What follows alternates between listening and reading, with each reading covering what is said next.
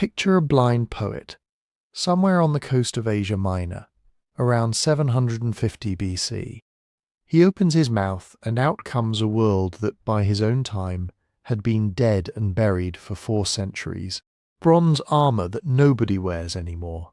Boar's tusk helmets that had gone out of fashion generations before his grandparents were born. Palaces with names that still echoed in old songs, but whose actual ruins were just grass-covered mounds that goat herders walked over without a second thought. How did he know any of this? If you're listening to this one to drift off, that's exactly what it's here for. So go ahead and subscribe, and tell me where in the world you are and what time it is right now. I genuinely love reading those comments. It's Tokyo at sunrise, Chicago at midnight, Lisbon somewhere in between, all listening to the same words at completely different moments. And hey, if you want to actually support what we do here, the best way is to follow the show on Spotify, listen to it there, and if you're enjoying it, leave a 5-star review. There's a link in the description. It genuinely helps more than you'd think. Okay, so let's get into it, because this is one of the strangest puzzles in all of ancient history. Homer, whoever he was, whenever exactly he lived, composed the Iliad and the Odyssey describing a war fought at Troy, fought by kings ruling from massive stone palaces, wielding bronze swords, riding into battle on chariots. Scholars generally place the Trojan War, if it happened at all, somewhere around 1200 BC, during what we call the Late Bronze Age. Homer's poems, though, took something like their final shape around 750 to 700 BC. Do the math and you get a gap of roughly 400 years, maybe more, sitting between the world Homer describes and the world Homer actually lived in. 400 years is not nothing. Think about how much changes in 4 centuries. Entire civilizations rise and fall in less time than that. Languages shift so much they become unrecognizable. Technologies get invented, forgotten, reinvented, and yet somehow, tucked inside these epic poems, are details that archaeologists keep finding actual physical matches for. Descriptions of armour that only existed in the Bronze Age. Placed names for cities that had been abandoned or reduced to rubble long before Homer's time. Geographic details about regions that had completely changed politically and culturally by the time he was singing. So here's the mystery at the heart of everything we're about to explore. How does a poet, composing centuries after a civilization collapsed, end up preserving accurate fragments of that lost world? Was he reading some kind of ancient historical record? Almost certainly not, because as we'll get into, the very writing system that Bronze Age civilization used had vanished along with everything else. Nobody in Homer's Greece could read it, so that easy answer is off the table, which means the real answer has to be something stranger, and honestly more impressive. It involves the way oral cultures pass down memory across generations without writing a single word down. It involves formulaic poetry, structured almost like a memory machine, built specifically to survive being sung, forgotten, resung, and passed along for centuries. It involves professional singers, called bards, who functioned as walking archives of a civilization that technically no longer existed. And it involves layers upon layers of history all compressed together into one story. Bronze Age weapons sitting right next to Iron Age customs, like sediment from different geological eras all mixed into a single rock. The truth, as you're about to see, isn't nearly as simple as Homer knowing history. It's something closer to an entire civilization refusing to be forgotten, even after it was gone. Let's slow down and actually sit with these dates, because the gap we just described isn't a single clean number. It's a puzzle built out of several different puzzles stacked on top of each other, and each one comes with its own uncertainty. Start with Homer himself. Historians and classicists generally place the composition of the Iliad and the Odyssey somewhere between 750 and 700 BC, with some pushing it a little later into the 7th century. That's not a random guess. It's based on things like the earliest quotations and references to Homeric material in other ancient Greek writings, the style of Greek used in the poems, and the appearance of certain cultural details like the alphabet itself, which Greeks had only recently adopted from Phoenician traders around that time. So when we say Homer, we're really talking about a period, not a person with a birth certificate. Somewhere in that window in Ionia, along the coast of what's now western Turkey, these massive poems took the shape that eventually got written down and preserved. Now go back further, way further, the world the poems describe, the war at Troy, the kings, the bronze weapons, the palaces at Mycenae and Pylos and Tiryns, all of that belongs to what archaeologists call the late Bronze Age, roughly the 13th and 12th centuries BC. And around 1200 BC, give or take a few decades, that entire palace civilization came crashing down. Cities burned, trade networks collapsed, writing systems vanished. Entire regions of Greece saw population numbers drop so dramatically that some archaeologists describe it less as a decline and more as a near-total societal reset. So do the subtraction. If the Trojan War, assuming something like it happened, took place around 1200 BC and Homer was composing around 750 BC, you're looking at a gap of roughly 450 years. Some estimates push it closer to 500. Either way, it's not a generation or two of blurry memory we're dealing with. It's closer to the distance between us today and the early days of the printing press. Imagine trying to accurately describe the armour, city layouts and political structures of the 1500s using nothing but stories passed down by word of mouth, never written, just sung and resung generation after generation, and somehow getting real details right. That's the scale of what we're being asked to believe happened with Homer. And here's where it gets even trickier. We have to be careful not to collapse two very different things into one. There's the setting Homer describes, the legendary Bronze Age world of chariots and boar's tusk helmets and bronze-plated warriors. And then there's the actual moment of composition, centuries later, when an Iron Age poet living in a completely different kind of society sat down, or more likely stood up in front of an audience, and performed these stories. Those are not the same date, and treating them as if they are is where a lot of confusion creeps in. Homer wasn't a Bronze Age person accidentally writing about his own time. He was an Iron Age poet reaching backward into a past that, to him, was already ancient history, already half legend, the way we might tell stories about knights and castles without ever having seen one ourselves. So the natural question becomes, if Homer wasn't there, and nobody alive in his time was there, where did the accurate details come from? Because that's the genuinely strange part. If this were just legend built entirely in Homer's own era, you'd expect the poems to reflect Homer's world, Iron Age weapons, Iron Age politics, Iron Age burial customs. Sometimes they do, but other times, startlingly often, they don't.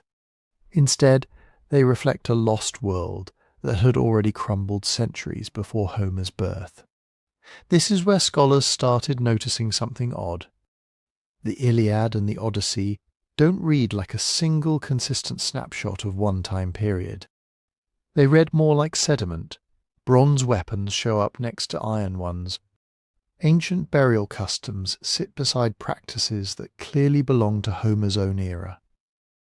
Some geographic and political details match the Bronze Age almost perfectly, while others clearly reflect the world that came after the collapse.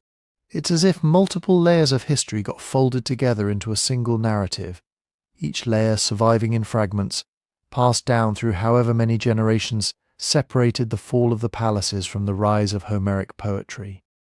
That layering is the real clue we need to follow, because it suggests something more interesting than either pure invention or perfect memory.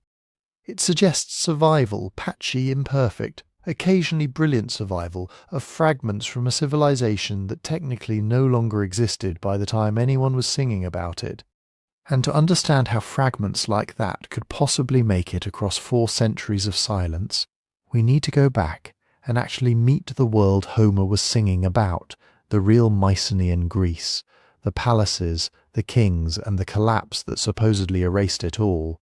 But before we go back into the palace world, we need to deal with the name sitting at the centre of all of this. Homer, because it sounds simple when we say it. Homer wrote the Iliad. Homer wrote the Odyssey. Homer described a world that died centuries before he lived. Except we don't actually know that Homer was one man. We don't know where he was born. We don't know when he died. We don't have a portrait, a grave, a signature, a letter, or even a contemporary reference that says, yes, this was Homer. This was the person who created these poems. Ancient Greeks themselves argued about it. Several cities claimed him as their own. Smyrna claimed Homer. Chios claimed Homer. Colophon, Time, Argos, Athens, even the island of Ithaca all entered the competition at different times. It was like the ancient world's most prestigious custody battle. Everybody wanted the blind poet, because having Homer connected to your city was like having Shakespeare, Beethoven, and the Bible all borne down the street. The image most people know is of an old blind singer wandering from place to place, carrying ancient stories in his head and performing them before kings and crowds. That image is ancient. Greeks told stories about Homer being blind. The name Homer itself may even have been connected in later tradition with blindness or with wandering. But the truth is, we can't confirm any of it. Maybe there really was an extraordinary poet named Homer, one individual who gave the Iliad and Odyssey the powerful shape we recognize.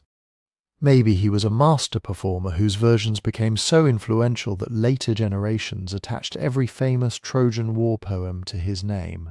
Or maybe Homer was never a single historical author at all. Maybe Homer became a convenient label for a whole tradition, generations of singers, editors, performers, and audiences who collectively built these epics over centuries. That debate has been going on for a very long time. Scholars even gave it a name, the Homeric question. And it isn't just academic trivia. It matters because if Homer was one genius composing from scratch around 750 BC, then the Bronze Age details in the poems become much harder to explain.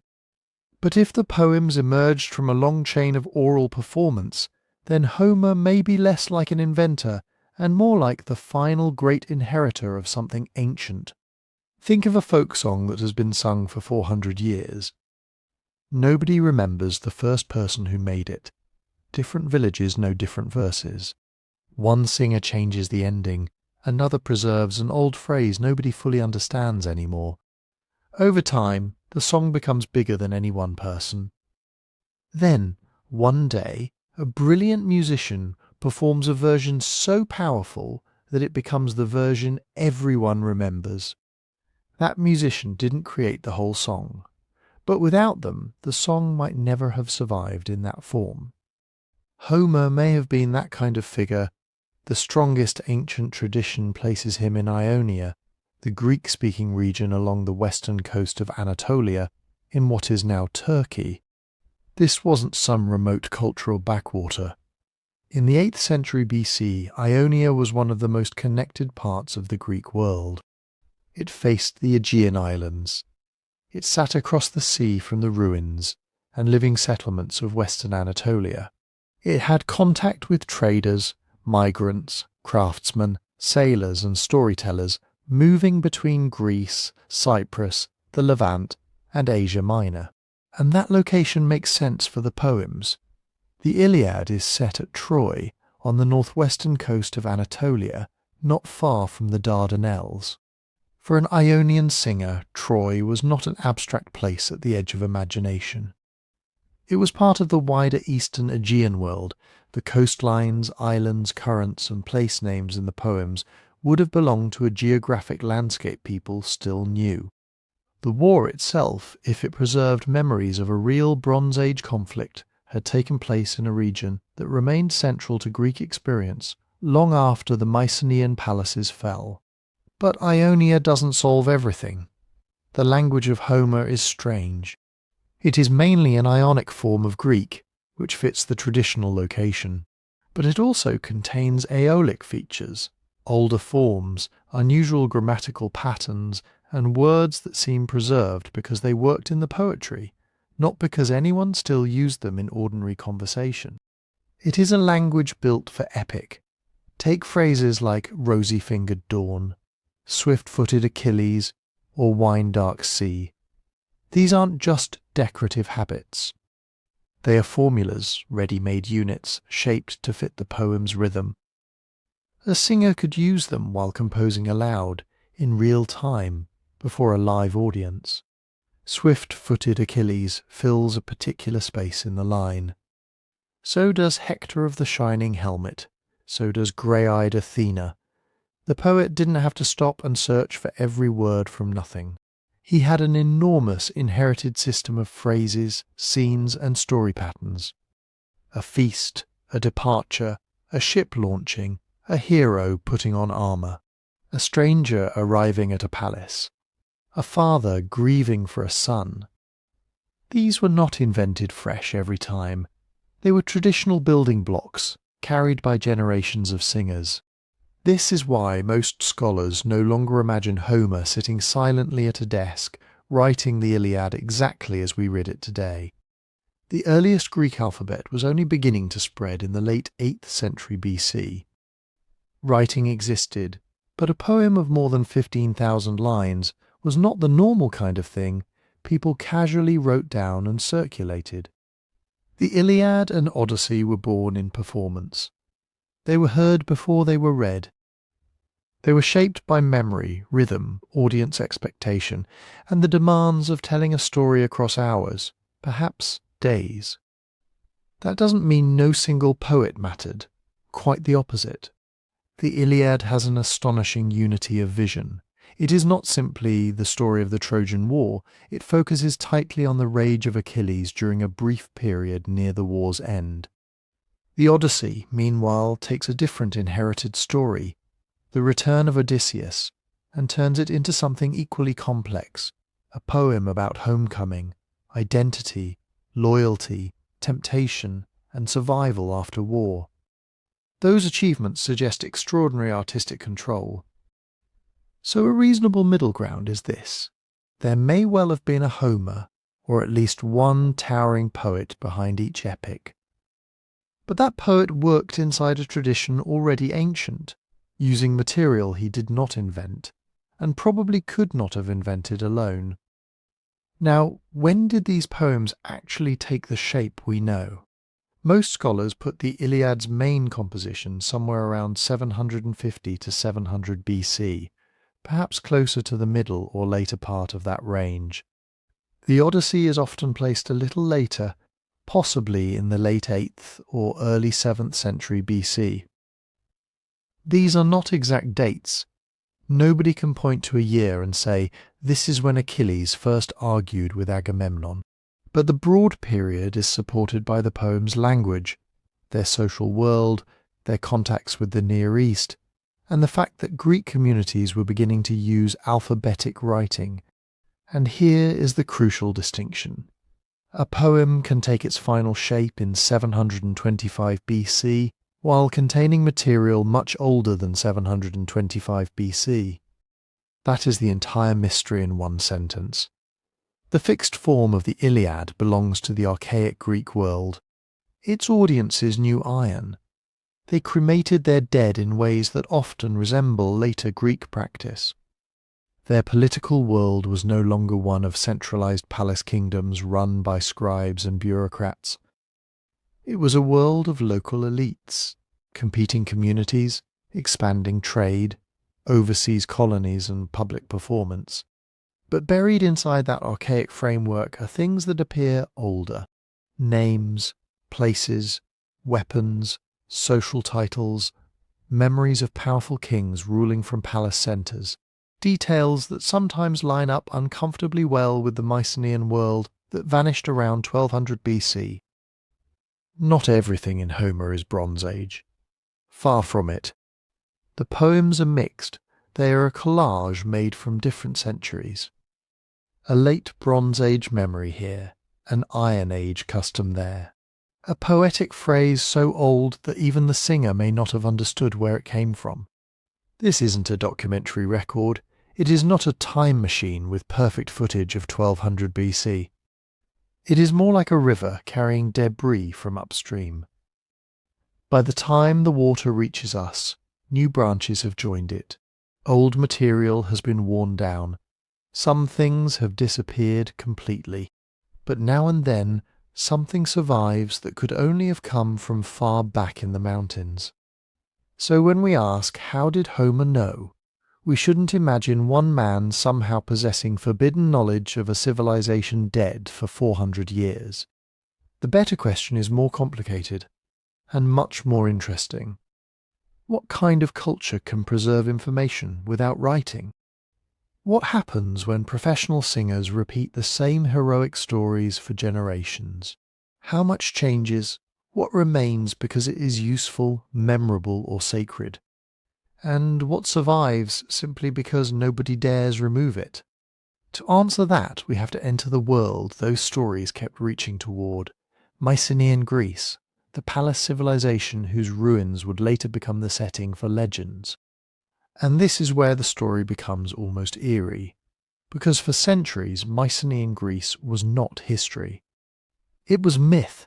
Travellers could see the ruins. They could climb the great hill at Mycenae. They could walk beneath massive stone walls made from blocks so huge that later Greeks refused to believe ordinary humans had built them. They said the Cyclopes must have done it. One-eyed giants, working with impossible strength, stacking stones that no mortal mason could move. The place itself was real, but the civilization that built it had been forgotten. Then archaeology began digging. In the 19th century, excavators uncovered royal graves at Mycenae, filled with gold, weapons, carved ivory, imported goods, and the remains of people buried with extraordinary wealth. At Tiryns, they found fortress walls so thick they looked less like architecture and more like a mountain rearranged by human hands. At Pylos in southwestern Greece, they uncovered a palace consumed by fire more than 3,000 years ago, yet preserving thousands of clay tablets baked hard in the flames. Suddenly, Homer's world did not look quite so impossible. Not because archaeologists discovered Achilles' sword, or Agamemnon's throne, or a tablet saying, "Tomorrow, the fleet sails for Troy." They didn't. The connection is not that simple, but they did uncover a civilization that existed in Greece centuries before Homer's poems took their familiar form. A civilization of kings, palaces, warriors, scribes, storehouses, taxes, religious offerings, and fortified citadels. A world powerful enough to generate stories that could outlive its own destruction. This was Mycenaean Greece. The name comes from Mycenae, the famous hilltop citadel in the northeastern Peloponnese. But Mycenae was only one centre in a whole network of palace kingdoms. Pylos controlled a large territory in the southwest.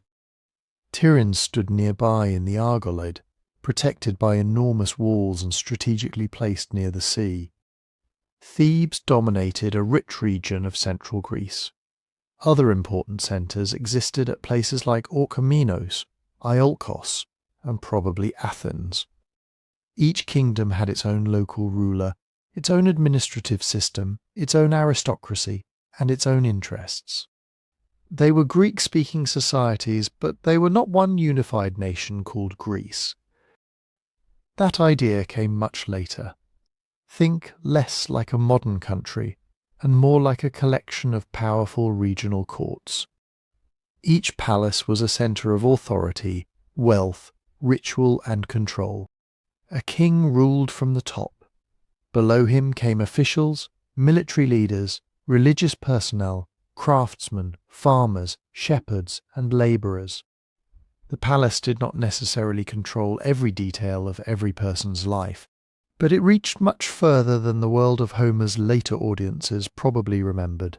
At the centre of a Mycenaean palace stood the Megaron, a great hall with a central hearth surrounded by columns, where the ruler could hold feasts, receive visitors, conduct ceremonies, and display his power. This may sound familiar because Homer's poems are full of halls, hearths, feasting, and kings receiving strangers. But the Mycenaean palace was more than a heroic household. It was an institution. Behind the throne room were workshops, story rooms, archives, corridors packed with jars. In some palaces, huge clay vessels called pithoi were sunk into the floor, storing oil, wine, grain, or other supplies. At Pylos, archaeologists found storerooms containing rows of vessels and evidence of a massive redistributive economy. Goods flowed in from the countryside, wool from sheep, grain from farms, oil from olives, bronze, textiles, livestock, spices, pottery and labour. Then goods flowed back out again as rations, wages, offerings, military equipment, and elite gifts. The palace was not just where the king lived, it was where the kingdom was counted. And counted is the key word. The Mycenaeans wrote in a script called Linear B. It looks nothing like the Greek alphabet Homer's world was only beginning to use centuries later. Linear B was a syllabic script made of signs representing sounds, plus symbols for goods and numbers. For a long time nobody could read it. Then, in 1952, Michael Ventris helped crack the code. The language hidden inside turned out to be Greek. Very old Greek, the earliest written Greek we possess. The tablets do not tell us sweeping stories. They are mostly records, lists of sheep, lists of women working in textile production, lists of chariot wheels, bronze allocations, jars of oil, religious offerings, and men assigned to military duty. They can feel almost painfully ordinary, but that is exactly why they matter. They show a real administrative machine operating centuries before the traditional date of Homer. A tablet from Pylos might record that a district owes a certain amount of linen. Another tracks bronze issued to smiths. Another seems to organize coastal watchmen, perhaps during a moment of military danger. At Knossos on Crete, tablets record similar systems on an even larger scale. These were not isolated chiefs keeping treasure in a hall. These were palace states using writing to manage resources and people across whole regions. And at the top stood a ruler called the Wonax. That word is one of the most important clues connecting Homeric poetry to the Bronze Age. In the Linear B tablets, Wonax appears to mean the supreme king, the ruler at the centre of the palace system. In later Greek, the word largely disappears from ordinary political life. But Homer preserves it in a fossilized form, anax meaning lord or king, especially in elevated poetic language. Agamemnon is called Anax Andron, lord of men. That does not prove Agamemnon was a historical Mycenaean king. It doesn't prove Homer had access to palace archives. But it suggests that a title from the old palace world remained alive in epic language, long after the political system that gave it its original meaning had vanished. The same is true of some of the poem's social atmosphere. Homer's heroes live in a world of powerful rulers, feasts, gift exchange, chariots, armour, cattle, raids, and loyalty between kings and followers. That is not a perfect description of Mycenaean society. Homer's kings are often more like competing aristocratic warlords than bureaucratic palace rulers. They argue in assemblies. They rely on personal prestige. They distribute prizes and persuade followers. Much of that reflects the later Iron Age world in which the poems were shaped. But beneath it there are traces of something older. The Mycenaean rulers commanded labour on a scale that later Greek communities struggled to match. Their palaces collected goods from broad territories. Their scribes recorded obligations with astonishing precision. Their workshops produced luxury objects and weapons for elite use. Their trade networks reached across the Aegean and beyond. Mycenaean pottery has been found in Cyprus, Egypt, the Levant, and Italy. Imported materials came back: ivory from the East, gold from distant sources, glass, exotic dyes, and prestige goods that helped turn local kings into rulers with international connections. This was a Bronze Age world in the fullest sense. Bronze was essential. Weapons, tools, fittings, and prestige objects depended on copper and tin, materials that had to be acquired through long-distance exchange. A palace kingdom could not simply shut its gates and survive alone. It needed ships, merchants, allies, and access to routes stretching far beyond Greece. That made these kingdoms rich. It also made them vulnerable. The citadels tell you something about that vulnerability. Mycenae, Tiryns, and other centres were heavily fortified. Their rulers lived behind walls, often on high ground, protected by gates, towers, narrow approaches, and massive stonework. At Mycenae, the Lion Gate still stands, its carved lions watching over the entrance more than 3,000 years later. It is not the gateway to a peaceful farming village. It is the statement of a ruling class that expected danger, competition, and perhaps attack. But these fortresses were also theatres of power. A visitor approaching Mycenae would see walls rising above the landscape, then pass through a gate marked with royal symbolism. The message was obvious. Someone powerful lived here. Someone with the labour, wealth, and authority to command stone, metal, food, fighters, and scribes. Now compare that to the world of around 750 BC, when the Iliad was taking shape. By then the Mycenaean palaces had been gone for generations. The great administrative centres no longer operated. Linear B had vanished completely. Greeks still spoke Greek, but they no longer used the old palace script. The alphabet arrived later, adapted from Phoenician models. Political life had become more fragmented. Instead of centralized palace kingdoms, there were smaller communities led by local elites. There were chiefs, landed families, emerging city-states, assemblies, sanctuaries, and new forms of trade and colonization. The old palace economy was dead, and yet Homer kept singing about kings. Not exactly Mycenaean kings, not in a clean archaeological sense, but kings with names linked to Mycenaean places, a high king at Mycenae, Nestor ruling at Pylos, Thebes as an ancient centre of power, Tiryns appearing among the strongholds of Argos, place names that had survived when the palaces themselves had become ruins, grave mounds, and stories about giants. This was the problem archaeology created. Before the palaces were excavated, it was easy to say Homer had simply imagined a grand heroic past. But once Mycenaean Greece emerged from the ground, certain details became harder to dismiss. There really had been powerful centres at Mycenae, Pylos, Tiryns, and Thebes. There really had been Greek-speaking palace societies centuries before Homer. There really had been a political title resembling Homer's Anax.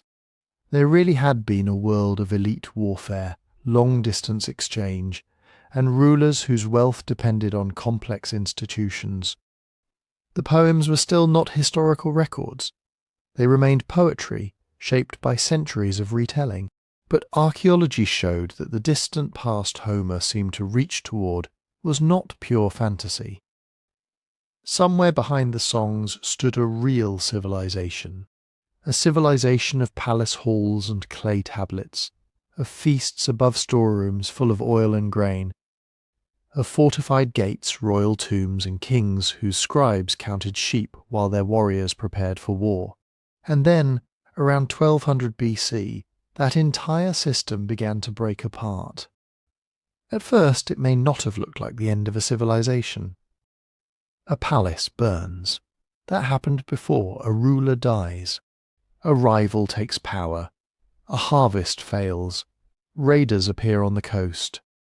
Bronze Age kingdoms were used to danger. They had walls, weapons, watchmen, storerooms, and armies for a reason. But then the disasters kept coming. Around 1200 BC across the eastern Mediterranean, old systems began failing at once. Great cities were destroyed or abandoned. Trade routes broke down. Kingdoms that had lasted for centuries disappeared within a few generations. The Hittite Empire in Anatolia collapsed. Major cities in the Levant were burned. Egypt fought off attacks from groups later called the Sea Peoples. Cyprus was hit. Coastal settlements from one end of the Mediterranean to the other show signs of violence, disruption, or sudden abandonment. And in Greece, the Mycenaean palace world started coming apart. Pylos was destroyed by fire around the beginning of the 12th century BC. The palace that had managed fields, flocks, workshops, taxes, religious offerings, and military obligations went up in flames. The fire was catastrophic for the people living there, but for archaeologists it created an accidental archive. Thousands of Linear B tablets meant to be temporary records were baked hard in the heat. Had the palace not burned, the damp clay would have dissolved or been recycled. Instead, the destruction preserved the final paperwork of a dying administration. Some of those tablets seem almost chilling in context. They record preparations for coastal defence, watchers assigned to different districts, officials organising men, resources, perhaps boats. It is tempting to imagine scribes working urgently while rumours spread inland. Ships seen offshore, enemy forces moving through the countryside, a kingdom preparing for an attack it could not stop. But we have to be careful. The tablets do not say, "The invaders are coming." They do not identify an enemy. They do not tell us precisely what happened at Pylos. They show a palace concerned with defence near the time it was destroyed. That is powerful evidence, but it is not a final answer.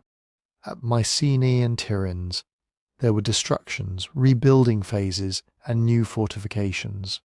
The palace centres did not all fall on the same day, or for the same reason. Thebes suffered major destruction. Other sites declined gradually. Some settlements survived. Some communities moved to more defensible places.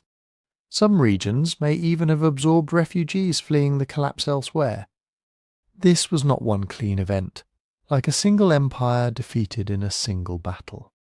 It was more like a network failing. Imagine the Mycenaean world as a machine made of hundreds of moving parts. A palace needs grain from farmers. It needs sheep for wool. It needs labourers to make textiles. It needs bronze for weapons and tools. Bronze requires copper and tin. Those metals may come from far away. The palace needs ships, merchants, roads, safe ports, reliable alliances, officials who can count supplies, and scribes who can record where everything goes. As long as the machine keeps moving, the palace looks powerful. But what happens when several parts fail at once? A drought can reduce harvests. Fewer harvests mean less food for workers and soldiers. Less food means unrest. Unrest can mean raids, rebellion, migration, or conflict between neighbouring kingdoms. War disrupts farming and trade. Trade disruption makes bronze harder to acquire. Without bronze, military power weakens. Without military power, roads and coasts become less secure. Then more raiders appear, more trade stops, more food fails to reach the centres. A crisis feeds the next crisis. This is why many historians no longer look for one single explanation. There may have been warfare, there almost certainly was violence in at least some places. There may have been population movements from outside Greece, or internal rebellions against palace elites, or both. Earthquakes have been proposed because Greece is seismically active. Climate studies point to periods of environmental stress in parts of the eastern Mediterranean. Drought may have made already fragile systems even more unstable. Then there are the Sea Peoples. Ancient Egyptian inscriptions describe attacks by seaborne groups during this period, people moving with families, carts, weapons and ships. For a long time they were treated like a single mysterious invading army that swept across the Mediterranean and destroyed everything in its path. That story is probably too simple. Sea Peoples may have been Egypt's label for several different groups. Some may have been pirates, some migrants, some displaced communities, some soldiers hired by other powers, some perhaps people fleeing the same hunger, violence, and political collapse that they were helping spread. They may have been a symptom of the crisis as much as a cause of it. The real answer may be less satisfying but more likely. The palace world was so interconnected that it became vulnerable to cascading failure. A system built for wealth and control was not necessarily built for resilience. And when the palaces fell, something extraordinary vanished with them. Linear B disappeared. Not gradually transformed, not replaced by an improved Mycenaean script. It simply stopped being used for roughly 4 centuries after the collapse. There are no surviving Greek texts at all. The scribes were gone because the institutions that needed scribes were gone. Linear B had never been a script for popular stories, private letters or poems. It was palace technology. It existed to track sheep, bronze, grain, textiles, land, workers, offerings and military obligations. Destroy the palace, and the reason for the script disappears with it. Greek itself did not vanish. People still spoke it. They named their children, prayed to gods, traded, fought, married, mourned, and told stories in Greek. But the administrative writing system of the Bronze Age was dead. Think about what that means. A whole civilization loses its records, its tax lists, its inventories, its official titles, its bureaucratic memory. The names of minor rulers, local officials, craftspeople, and ordinary workers vanish into silence. The palace archives did not become libraries. They became ash. Later Greeks inherited the ruins, but not the filing cabinets. This is the beginning of what historians once called the Greek Dark Age. The term can be useful because written evidence becomes scarce, large palace centres disappear, long-distance trade contracts, populations shrink in some areas, and material wealth becomes harder to see in the archaeological record. But dark can also mislead. It does not mean Greece became empty. It does not mean everyone forgot everything. It does not mean people stopped building, farming, sailing, worshipping, or making art. Communities survived. Some settlements continued without interruption. Potters still made pottery. Metal workers still worked metal, increasingly iron instead of bronze. Families remembered local places. Sanctuaries remained important. Seaborne connections did not vanish forever, and above all, people kept talking. That matters more than it might seem, because when a palace collapses, official memory can die overnight. A tablet burns, a scribe disappears, a royal genealogy ends. But spoken memory works differently. It lives in households, in rituals, in names, in songs repeated at feasts, funerals, marriages, and gatherings around the fire. Maybe nobody remembered the exact tax system of Pylos. Maybe nobody remembered how much oil a district owed the Wanax. But they could remember that there had once been a great king at Pylos, that Mycenae had been rich in gold, that warriors sailed across the sea, that ancient walls had been built by men greater than men now living.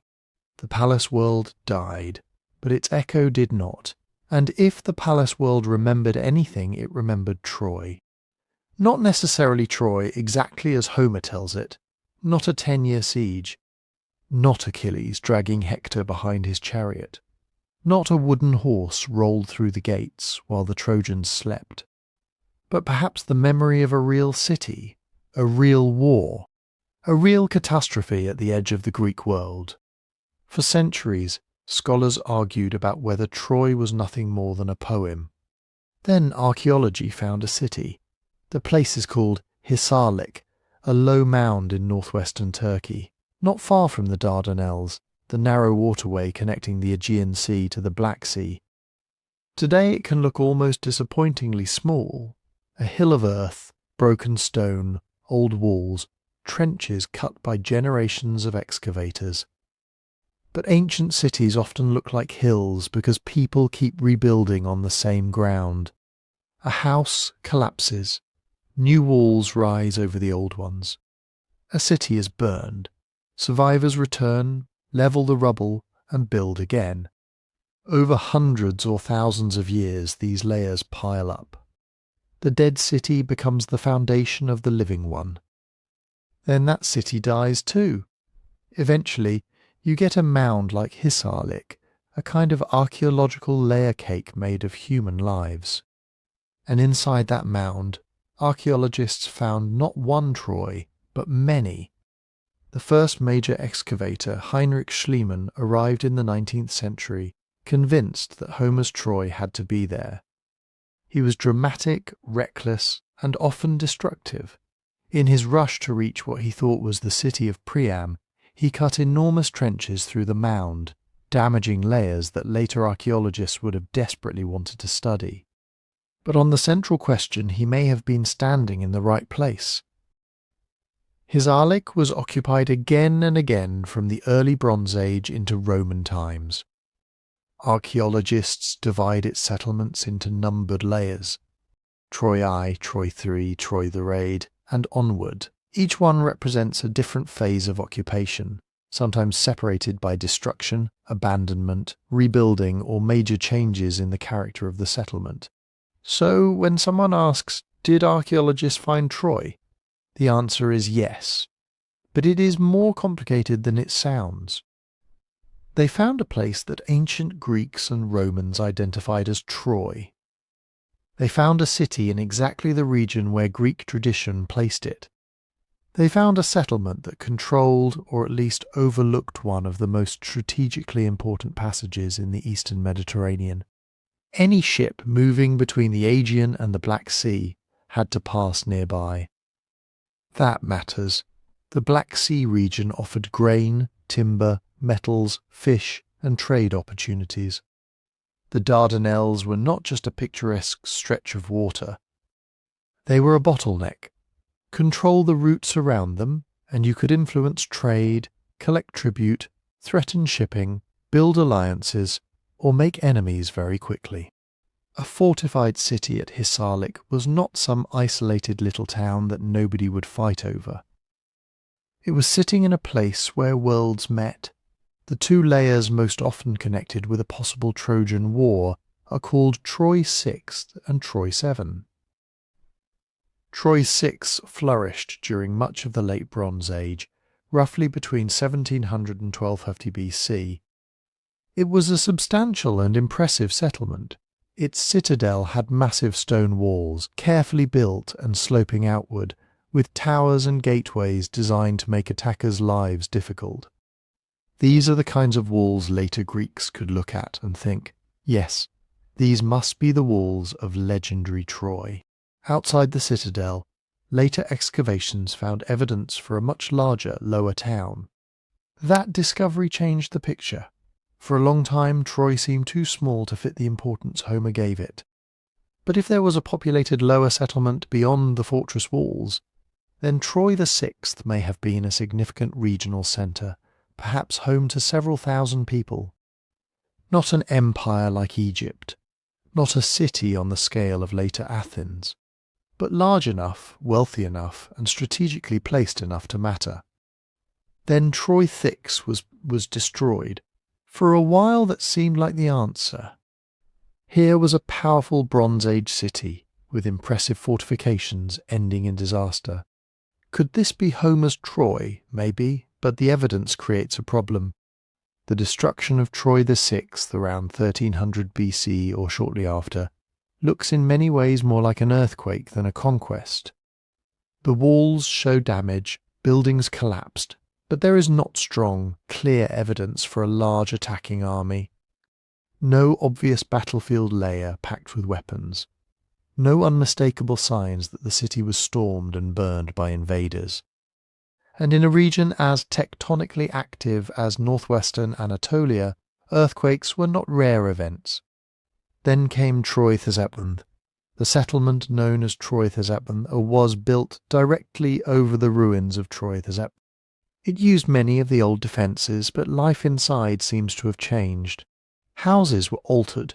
Storage jars were sunk into floors. Space was used more intensively. The city may have been crowded, perhaps with people sheltering behind its walls during a period of danger. That does not prove a siege. But it is interesting. Troy Thesepwanthe was destroyed around 1180 BC, almost exactly when palace kingdoms across the eastern Mediterranean were collapsing. This destruction appears more violent than the end of Troy VI. There are signs of fire. There are scattered human remains. There are indications of sudden catastrophe. For many scholars, Troy Sevendire is the stronger candidate for a historical conflict behind the Trojan War tradition. But candidate is the important word. Archaeology can tell us that a city existed. It can show that it had walls. It can reveal rebuilding, destruction, fire, crowding, storage, trade goods, weapons, and changing patterns of life. It can sometimes suggest earthquake damage, raiding, warfare, or abandonment. What archaeology cannot do is point to one burned building and say, Achilles was here. It cannot tell us whether the attackers were Mycenaean Greeks, neighbouring Anatolian kingdoms, raiders, rebels, or a coalition of several groups. It cannot prove that one woman named Helen caused the conflict. It cannot prove there was a king named Priam, a prince named Hector, or a warrior named Agamemnon, commanding every Greek king from 1,000 ships. And the number itself, 1,000 ships, is probably poetry doing what poetry does, making the scale feel bigger than life. But there is another piece of evidence that makes the question harder to dismiss. The Hittites, the great Bronze Age empire of Anatolia, left written records. In those records they mention a place called Wilusa.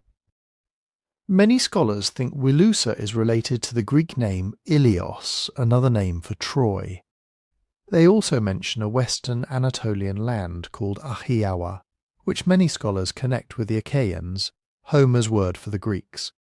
The identification is not absolutely certain. Ancient names shift.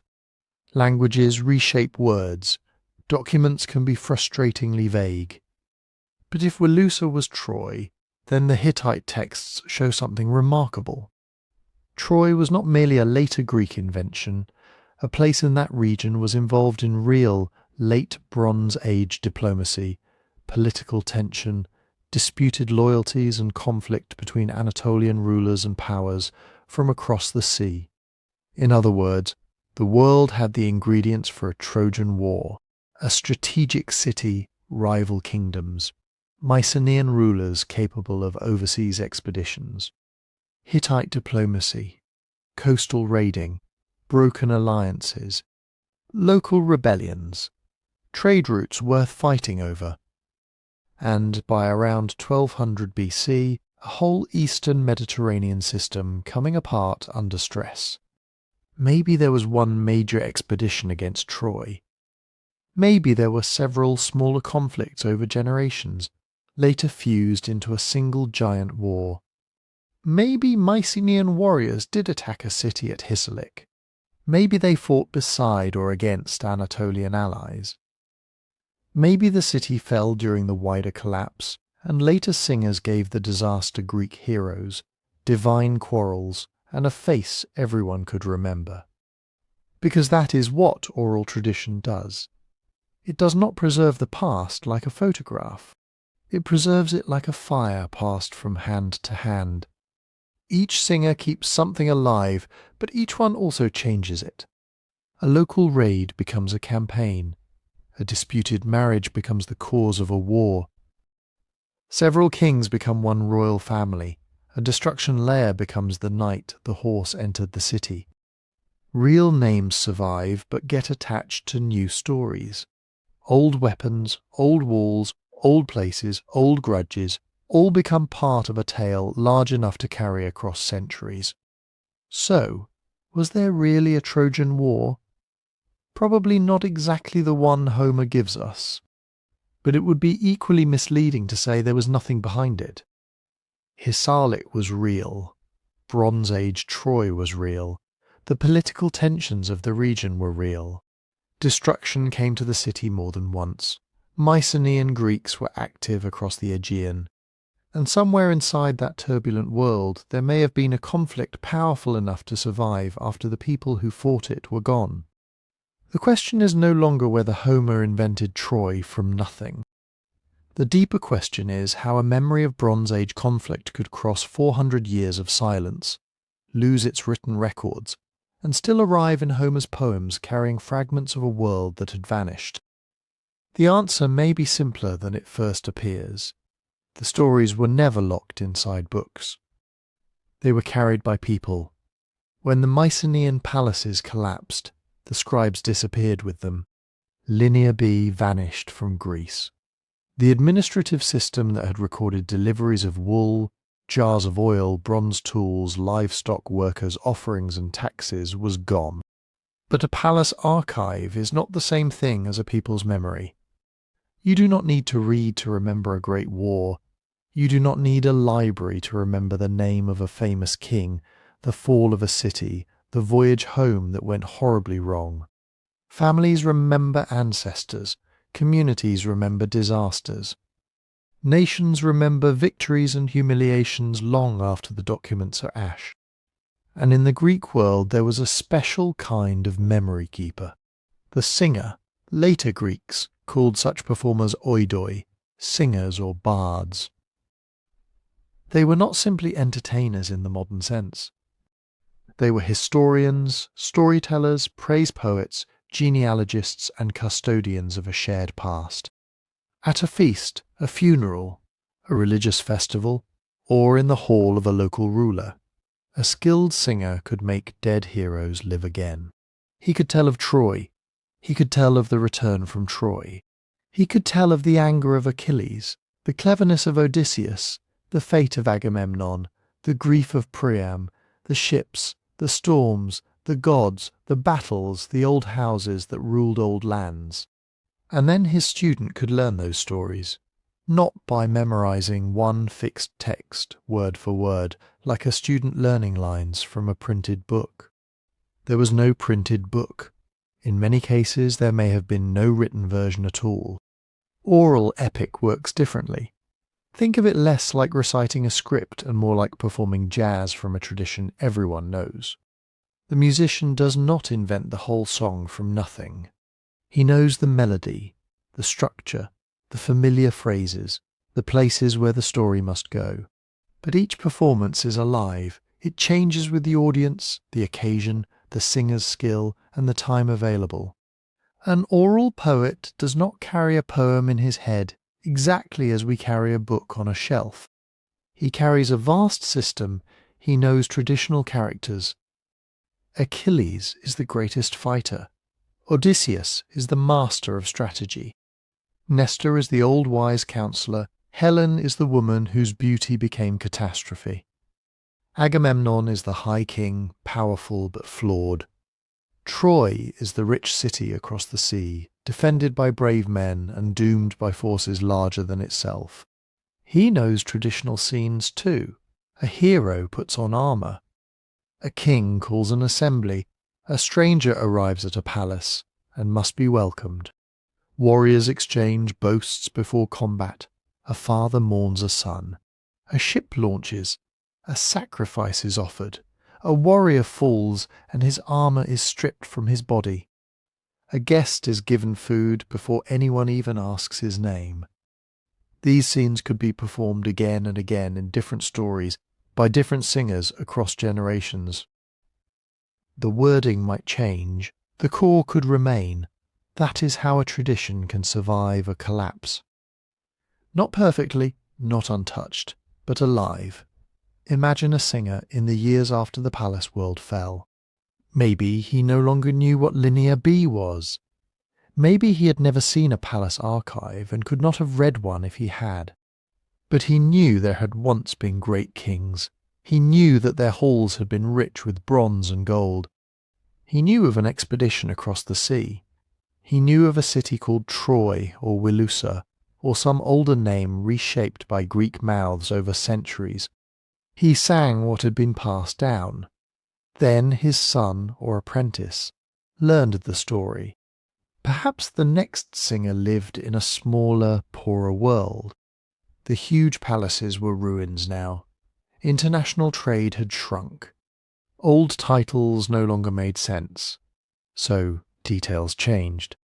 A palace official might become a king's servant. A forgotten weapon might be replaced with one people still recognized.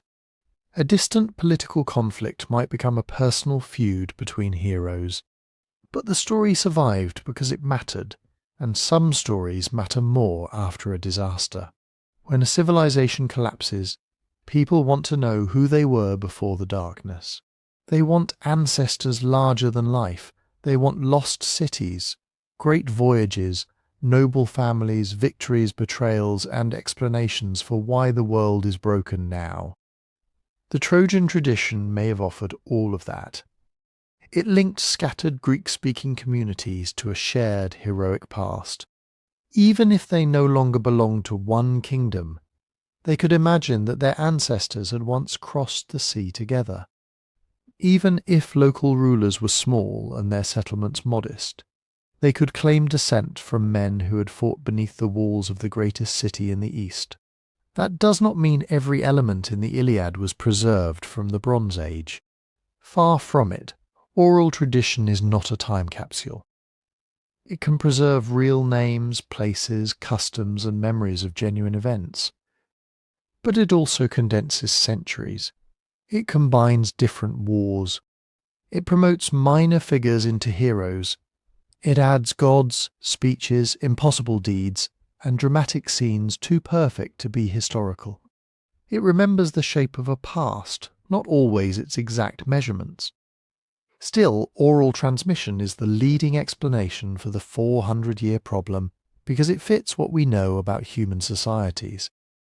Around the world, communities without widespread writing have preserved genealogies, migrations, laws, rituals, battles, and sacred histories over astonishing spans of time. Not with mechanical precision, but with enough continuity that scholars can sometimes identify very old layers beneath later retelling. The Greek case had one more advantage. The story was not being preserved by one isolated person. It was held by a network. Many singers, many regions, many audiences, many local versions of the same heroic world.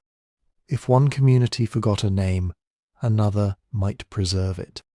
If one singer emphasized Odysseus, another might celebrate Ajax. If a story changed too much, audiences who already knew the tradition could resist it.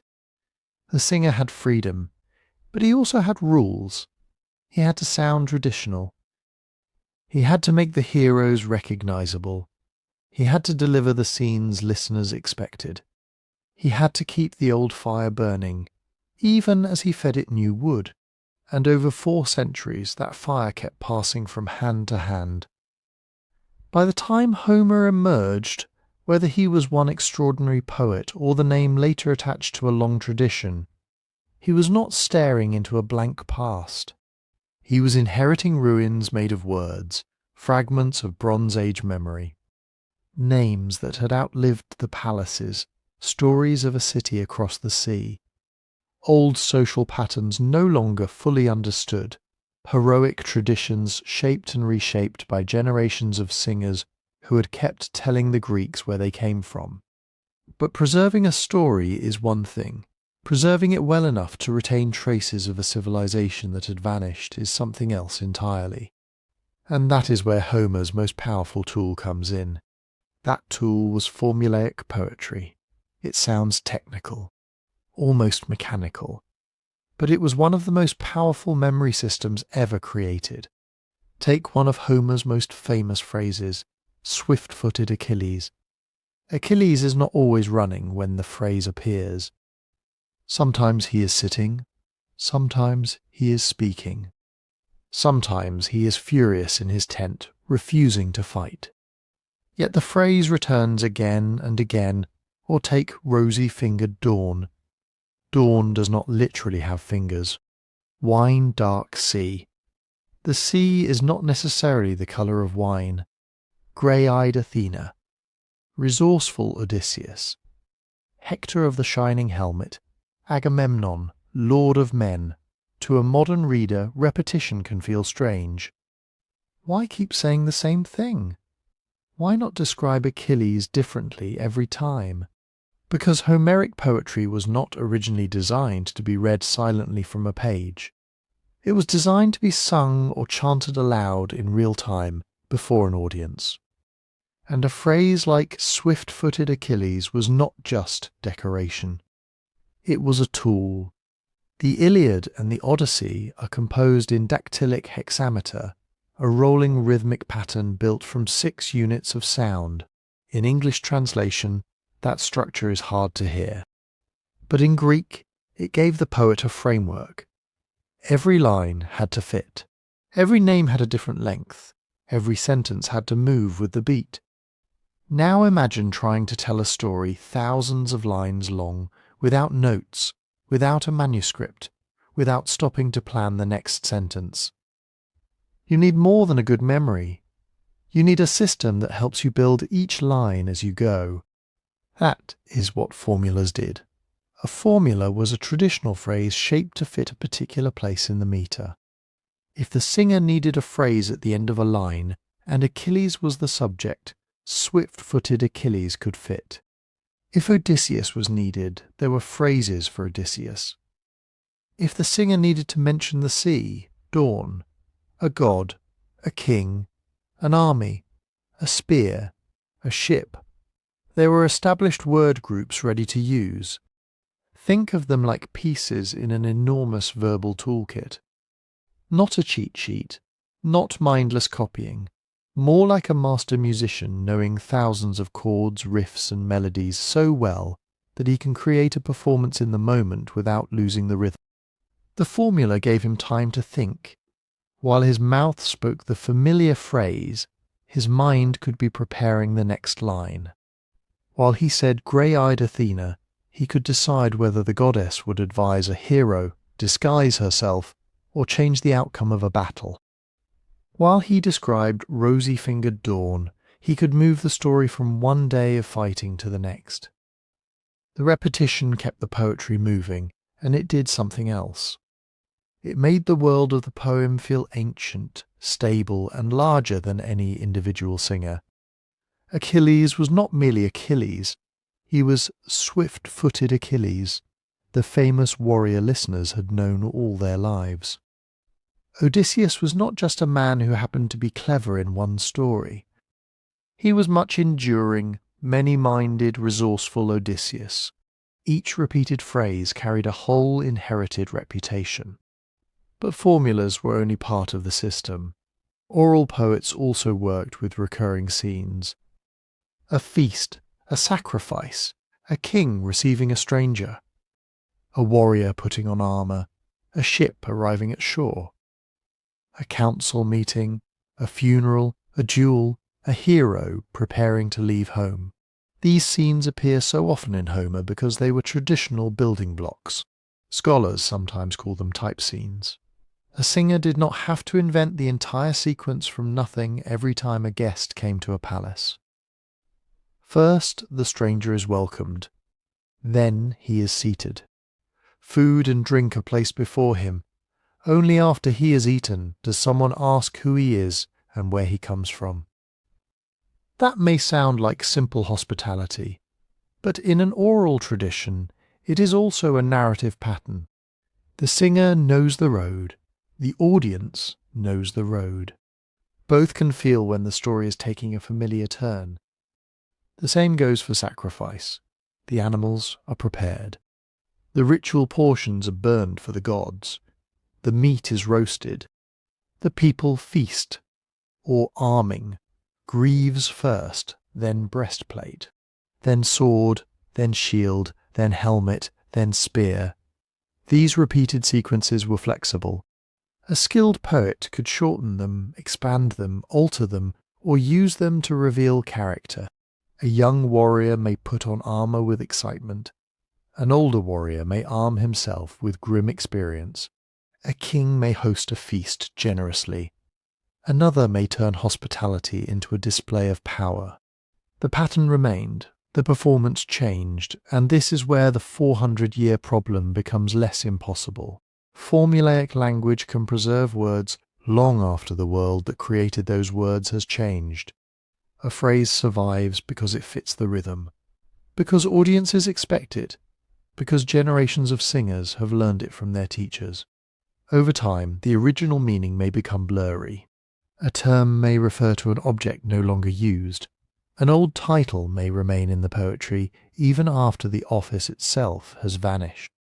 A description may survive because it sounds right, even if nobody can fully explain why it was first used. It is like finding an old tool in your grandfather's workshop. You may not know exactly what it was for, but you keep it because it belonged there, because it has always been there. Homer's language contains many such survivals. Not every old-sounding word is necessarily Bronze Age. Poetic language can be deliberately archaic. Later singers could preserve old forms simply because they sounded grand and traditional. But that is exactly the point. Oral poetry can act as a reservoir. It keeps linguistic fossils alive.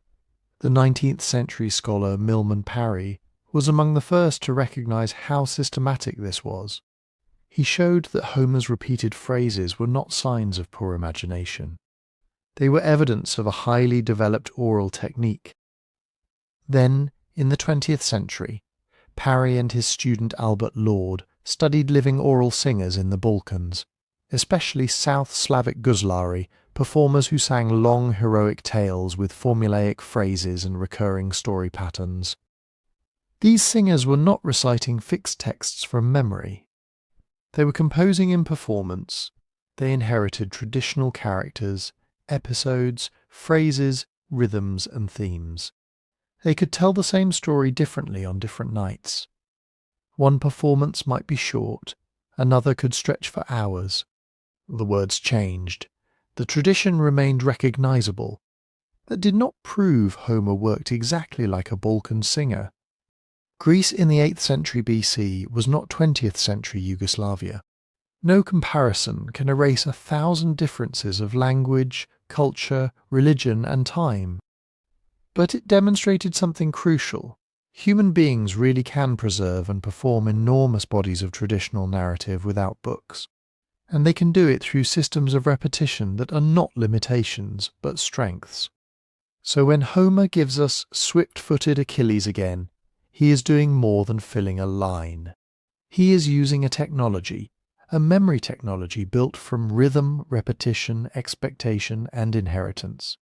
A technology capable of carrying names, stories, social customs, and fragments of a lost world across generations that had never seen the palaces themselves.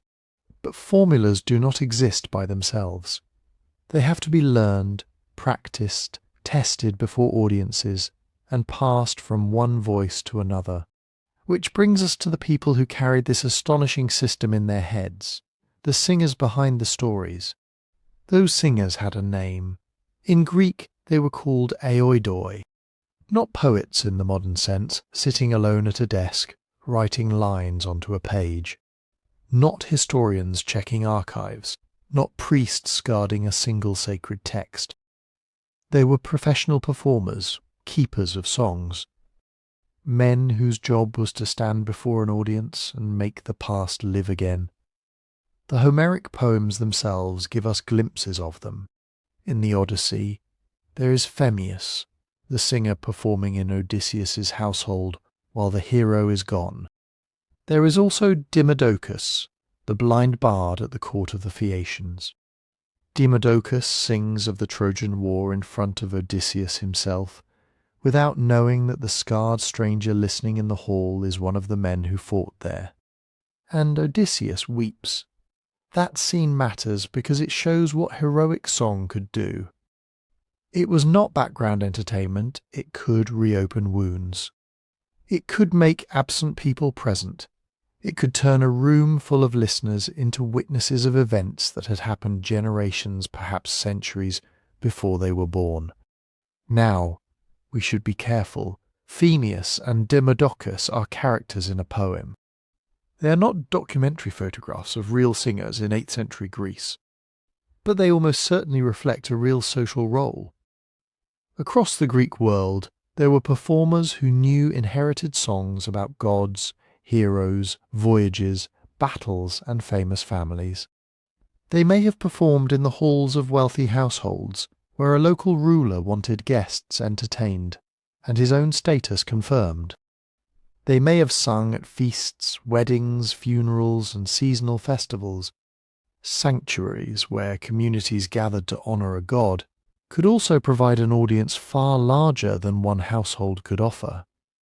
And at major festivals, singers from different places may have encountered one another, heard rival versions of old stories, borrowed phrases, challenged each other, and carried new variations home. Think about what that means. The tradition was not sitting in one village, protected by one family, waiting 400 years for Homer to discover it. It may have been moving. A singer learns from an older singer. He performs for a chief. He travels to a festival. He hears a version of the Trojan story from another region. One audience cares deeply about Ajax because they claim him as an ancestor. Another wants to hear about Nestor. Another wants Odysseus, the wandering survivor. A community near Sparta may want Menelaus treated as a great king. People in the Troad may preserve stories centered on Troy itself. The singer adjusts, not by inventing everything from nothing. That would break the power of the tradition. Audiences wanted the heroes they recognized, the famous deeds, the old names, the moments everyone was waiting for. Achilles must rage. Hector must defend Troy. Odysseus must endure. Agamemnon must command, however badly, but inside that inherited framework, there was room to move. A performance could become longer or shorter. A battle could be expanded. A genealogy could be added for a powerful family in the audience. A local place name could enter the song. An old episode could be rearranged. A singer could emphasize generosity before a wealthy host, or the horrors of war before men preparing to fight. That flexibility is not a weakness in the evidence. It is probably why the stories survived at all. A completely fixed text is fragile if nobody can read it, if the archive burns, if the palace that stored it collapses. But a living story can travel in human memory. It can change enough to remain meaningful, while keeping enough of its old shape to remain recognizable. And heroic stories had a reason to be remembered. They gave communities a shared ancestral past. In a world of small settlements, competing elites, and shifting alliances, the Age of Heroes offered something larger. It told Greeks that their local families, villages, and islands belonged to a wider story. Their ancestors had sailed together. Their kings had fought beside one another. Their gods had watched the same war. Whether every claim was believed literally is almost beside the point. The stories created connection. They explained why certain families mattered, why particular places carried old names, why a community honoured one hero and distrusted another. They supplied examples of courage, loyalty, hospitality, leadership, revenge, and the terrible cost of pride. They were entertainment, yes, but they were also education, political memory, moral argument, a map of identity. And the people carrying that map were not necessarily one isolated genius named Homer. Ancient Greeks themselves debated who Homer was, where he came from, and whether more than one poet stood behind the poems. Modern scholars still argue about how the Iliad and Odyssey reached their final forms. But almost nobody thinks the epics appeared from nowhere. Behind Homer, whoever Homer was, stood generations of singers, teachers and apprentices, rival performers, families of specialists, perhaps. Audiences who corrected, rewarded, and remembered. Networks linking households, sanctuaries, festivals, and communities across the Aegean. That network could preserve far more than one man could know. Not perfectly, not unchanged, not like a recording played across 4 centuries, but as a living inheritance. And if that inheritance passed through hundreds of voices, something remarkable becomes possible. A singer in Homer's age could describe a vanished palace world, not because he had seen it, but because pieces of it had never fully stopped being sung. But that raises the question at the centre of this whole mystery. How much can a culture actually remember? 400 years is a long time. For us, it feels almost unimaginably long. 400 years before Homer, no one had a smartphone, a printed book, a public library, or a national archive. 400 years before Homer, the Mycenaean palaces were still standing. Their rulers were sending tablets to scribes, organizing labor gangs, collecting taxes in oil, grain, cloth, bronze, and livestock. Then that system collapsed. The tablets stopped. The writing disappeared. The palaces burned or were abandoned, and somehow, centuries later, Greek singers were still telling stories about Agamemnon, Nestor, Menelaus, Achilles, and a great expedition to Troy. Modern people often assume that if something was not written down, it was forgotten. But that is because we live inside an archival civilization. We trust documents, dates, lists, official records. We expect the past to sit still in a file somewhere waiting for us to retrieve it. If we want to know who ruled a country in 1620, we look it up. If we want to know where an army marched, we search maps, letters, government reports. Oral cultures work differently. Their archive is not a building. It is people. It is repeated performance. It is elders teaching younger singers. It is families hearing the same names at feasts. It is communities attaching old stories to hills, rivers, graves, ruined walls, and harbour towns. It is the emotional force of a tale that people refuse to let disappear. And some things are much easier to preserve than others. Names can survive for astonishingly long periods, especially famous names connected to ancestors, rulers, heroes, and sacred places. A community may not remember exactly when a king lived, but it can remember that its people once followed a king called Nestor. It may not know the precise borders of an ancient kingdom, but it can remember that Pylos was Nestor's home, that Sparta belonged to Menelaus, that Ithaca belonged to Odysseus. Places are powerful anchors for memory. A story tied to a real mountain, a visible harbour, or the enormous ruins of an abandoned citadel has something later generations can point to. Look at those walls, look at that tomb, look at that hill across the water. The hero was there. Even when details drift, geography can hold a story in place. Striking events can survive too. A war, a migration, a famine, the destruction of a city, a king betrayed in his own house. These are not ordinary memories. They are the kind of events that become useful to tell and retell because they explain why the world is the way it is, and social ideals can endure longer still. The Homeric poems are obsessed with honour, hospitality, loyalty between a leader and his followers. the duties owed to guests, the shame of cowardice, the danger of arrogance, the grief of losing a son or husband in war. Those ideals did not need to be preserved as a list of rules. They were preserved because every new generation could recognize them in its own life. That is how cultural memory works. It does not usually preserve the past like a camera. It preserves what the past meant, but there is a price. The longer a story lives in performance, the more likely its chronology will blur. Different events can merge. Heroes who may have belonged to separate generations can become contemporaries. A conflict that unfolded over years, decades, or in multiple places can be compressed into one great war. The motives behind events can change because later audiences need a new explanation. Political struggles become personal rivalries. Economic competition becomes a quarrel over honour. The fall of a city becomes the result of a beautiful woman, a divine argument, or one man's fatal pride. Material details change too.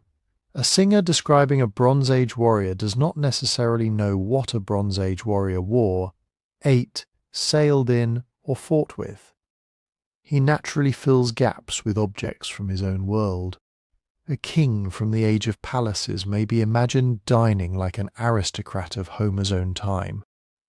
A warrior may use equipment from different centuries in the same poem. Social customs can be old in one scene and relatively new in the next. That does not mean the entire tradition is false. It means it is layered. Think of it like a city built on top of older cities. The newest streets are visible. Beneath them are older houses, older walls, older foundations. The city is real, but you cannot stand at the surface and assume every stone belongs to the same moment. The Iliad works like that. It is not a Bronze Age document accidentally preserved for 400 years. It is not a transcript of a real war. It does not give us a clean historical record of what happened at Troy, who fought there, or why. But neither is it simple fiction invented by an 8th century poet, with no connection to the vanished world. It is a memory structure. Inside it, old names may have survived. Old place associations may have survived. Fragments of palace-era political geography may have survived. Memories of a wealthy, heavily fortified world may have survived. So may echoes of real conflict in the Aegean and Western Anatolia. But those fragments pass through centuries of singers, audiences, local traditions, changing weapons, changing customs, changing Greek societies, and changing ideas about what heroes should be. The result is not a photograph. It is more like a face remembered across generations. The eyes may be right, the voice may be right, the name may be right. But the clothes have changed, the setting has changed. The story of what that person did may have been reshaped 100 times. And that is exactly what makes Homer so difficult and so valuable. If we demand perfect accuracy, the poems fail. They contradict archaeology. They mix periods. They place Iron Age habits beside objects that seem to belong to a much older world. But if we dismiss everything because it is not perfectly accurate, we miss the extraordinary thing the poems have preserved. Because the Iliad does contain traces of multiple ages at once. And once you begin looking for them, you can see the seams. And the seams are everywhere. Take the weapons. The heroes of the Iliad live in what looks, at first glance, like a Bronze Age world. Their swords are bronze. Their spearheads are bronze. Their armour flashes with bronze. Bronze is so central to the poem that Homer repeatedly calls the Greeks the bronze-clad Achaeans. That matters. Bronze was the metal of the Mycenaean Palace Age.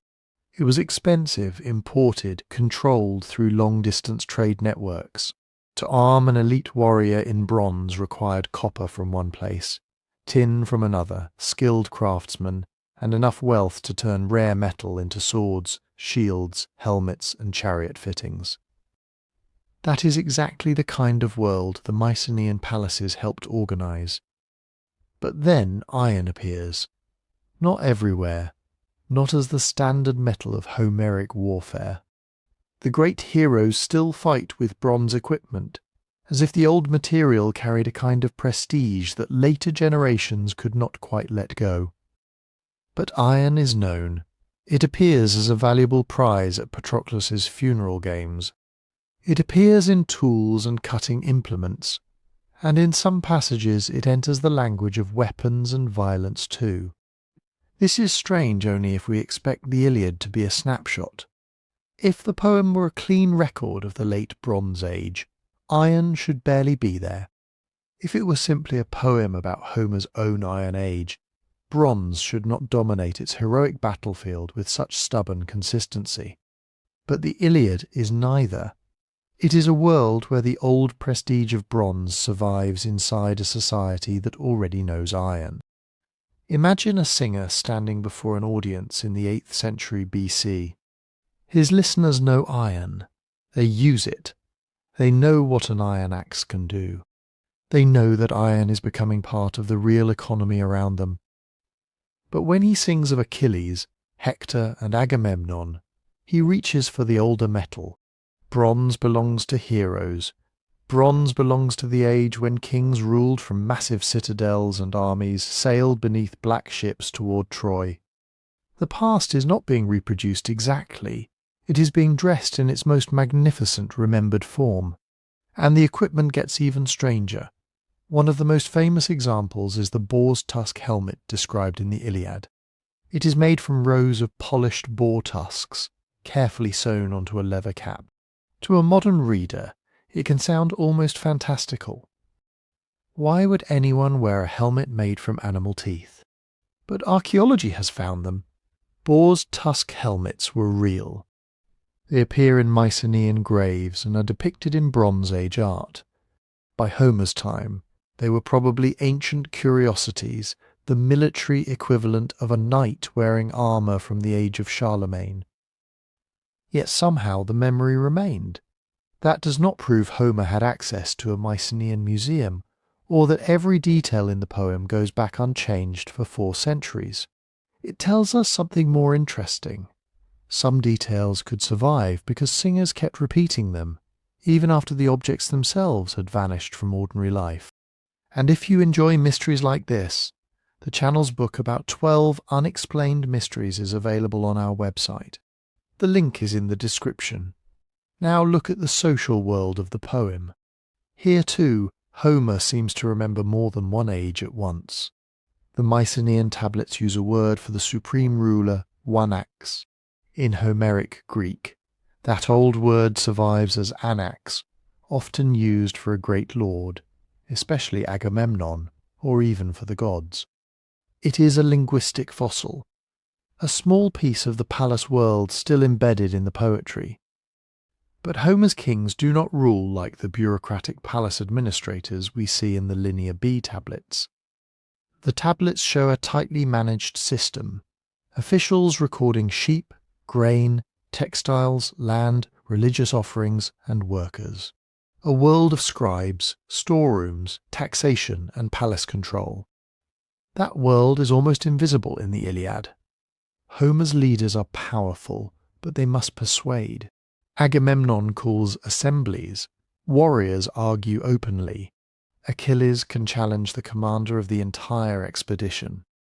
Gifts, feasts, personal loyalty, public reputation, and the division of war prizes hold the coalition together. This feels much closer to the aristocratic world of early Greece after the palaces were gone. So which period is Homer describing? Probably both, and neither completely. Agamemnon may preserve the shadow of a Bronze Age great king, a ruler whose authority once stood above many lesser leaders. But the way he behaves, bargaining with angry warriors and competing for honour in public, reflects the political instincts of later audiences. Even the chariots reveal this confusion of time. Chariots were important in the Mycenaean world, but in the Iliad heroes often ride in chariots to the fighting, climb down and battle on foot. It is not how chariot warfare worked in every Bronze Age society, and it is not simply Iron Age warfare either. It may be a tradition trying to remember an older technology after its original military role had changed. The poem preserves the chariot, but it no longer fully remembers how the chariot belonged on the battlefield. Then there are funeral customs. The Iliad gives us spectacular cremations, especially for Patroclus and Hector. Cremation existed in parts of the Bronze Age, but it became far more prominent in Greek burial practices after the collapse. Homer's funeral scenes may combine an old heroic setting with customs that felt familiar to later communities. The same is true of houses, feasts, armour, political authority, and trade. Some details point backward, others point forward. Some may have been preserved from the Mycenaean era. Others were added by generations of singers trying to make ancient heroes understandable to new audiences. This is why the contradictions are not a flaw in the evidence. They are the evidence. The Iliad is not a document buried in the ruins of a palace, untouched since 1200 BC. It is a living poem that kept moving. Every performance was an act of preservation, but also an act of change. A singer inherited old names, old phrases, old objects, old stories. Then he shaped them for the people listening now. Over 400 years, that process created a remarkable kind of time capsule, not a sealed box, more like a river carrying objects from different centuries. A Bronze Age helmet, an Iron Age tool, an old royal title. A later political assembly, a memory of palace wealth. A singer's own idea of honour, all flowing together until, in the Iliad, they became one heroic world. And among all the things drifting down that river, the objects may be the most revealing, because objects are stubborn. A story can change, a king can become more heroic. A battle can grow from a raid into a 10-year war. But a singer who keeps repeating the same strange piece of equipment, generation after generation, may be preserving a detail nobody fully understands anymore. The boar's tusk helmet is the clearest case. In the Iliad, Odysseus receives one before a night mission. It is described with almost absurd precision. Leather straps, felt lining rows of white boar tusks, cut into pieces and sewn onto the cap. Not a vague helmet, not a decorative image, a real object assembled in a very specific way. And the archaeological parallels are extraordinary. Mycenaean graves have produced pieces of boar tusk shaped and drilled for attachment. Bronze Age frescoes and carved ivories show warriors wearing similar helmets. At sites like Pylos and Mycenae, archaeologists have found evidence for exactly this kind of protection, a leather base covered with overlapping slices of tusk. It was not cheap equipment. To make one helmet, you needed tusks from dozens of boars. Somebody had to hunt them, collect them, shape them, drill them, and stitch them into place. It was practical enough to deflect a blow, but it was also a display of status. A warrior wore the remains of many dangerous animals on his head. By the 8th century BC, when Homeric poetry was taking the form we know, these helmets were probably no longer standard military gear. Greek warriors had metal helmets, often bronze, with shapes familiar from art and archaeology. A boar's tusk helmet would have looked ancient even then. So why does it appear in the poem? Maybe because the tradition had remembered it continuously. Maybe old helmets survived for a time as heirlooms, trophies, or sacred objects. Maybe singers had inherited a fixed description that sounded prestigious and mysterious, even after the practical knowledge behind it faded. We cannot know which explanation is right, but the detail is too specific, and the archaeological match too close to dismiss easily. It is one of those moments when the Iliad seems to glance through a crack in time. Then there is Ajax's shield. Homer describes the great Ajax carrying a shield like a tower, huge enough to cover him from neck to ankles. Later Greek shields were usually round. The famous hoplite shield, the heavy circular aspis, became one of the defining objects of Greek warfare. But Ajax's shield is different. It is massive, layered, almost architectural, that has made scholars look back to the Bronze Age. Mycenaean art depicts enormous body shields, some shaped like a figure eight, others tall and rectangular, covering much of the warrior's body. These were made from hide stretched over a wooden frame. They look less like the shields of classical Greek soldiers and more like portable walls. The resemblance is suggestive, but it is not a perfect match. Homer does not give us a technical blueprint. Tower shield may be a poetic way of saying that Ajax is enormous, immovable, the human wall holding back the Trojans. A singer may have exaggerated an old type of shield to make it fit the largest warrior in the story. Still, why choose that image at all? Why not give Ajax the familiar round shield of Homer's own age? Perhaps because the tradition retained a memory of older equipment, or perhaps because old-fashioned equipment had become part of the language of heroism. The distinction matters. A remembered object and an imagined antique can look very similar inside a poem. The same caution applies to chariots. Chariots were real in Mycenaean Greece.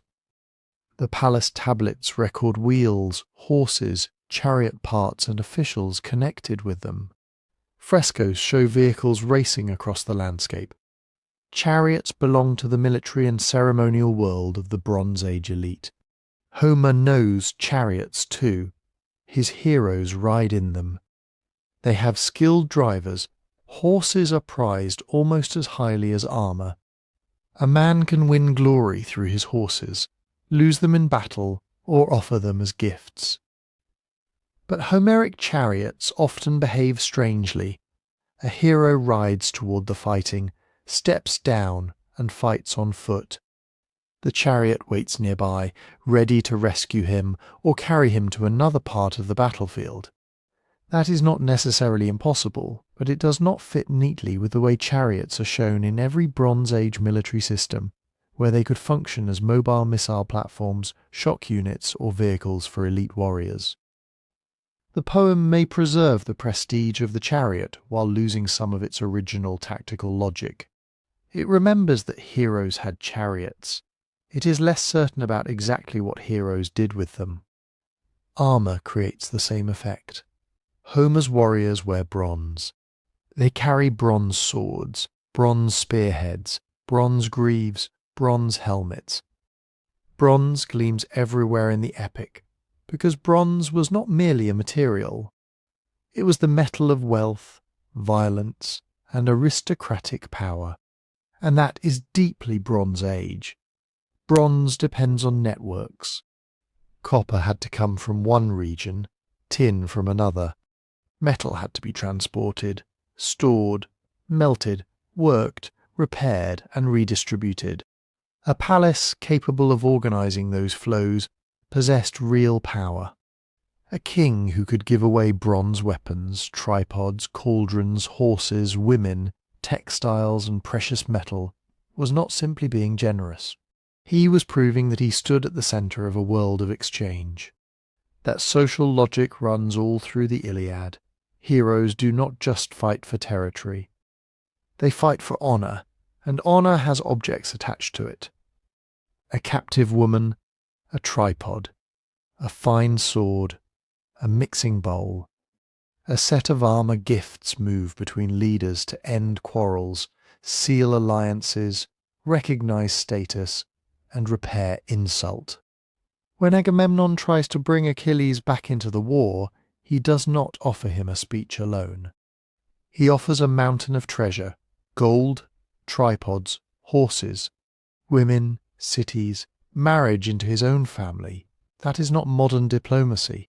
It is an elite gift economy where material wealth carries social meaning.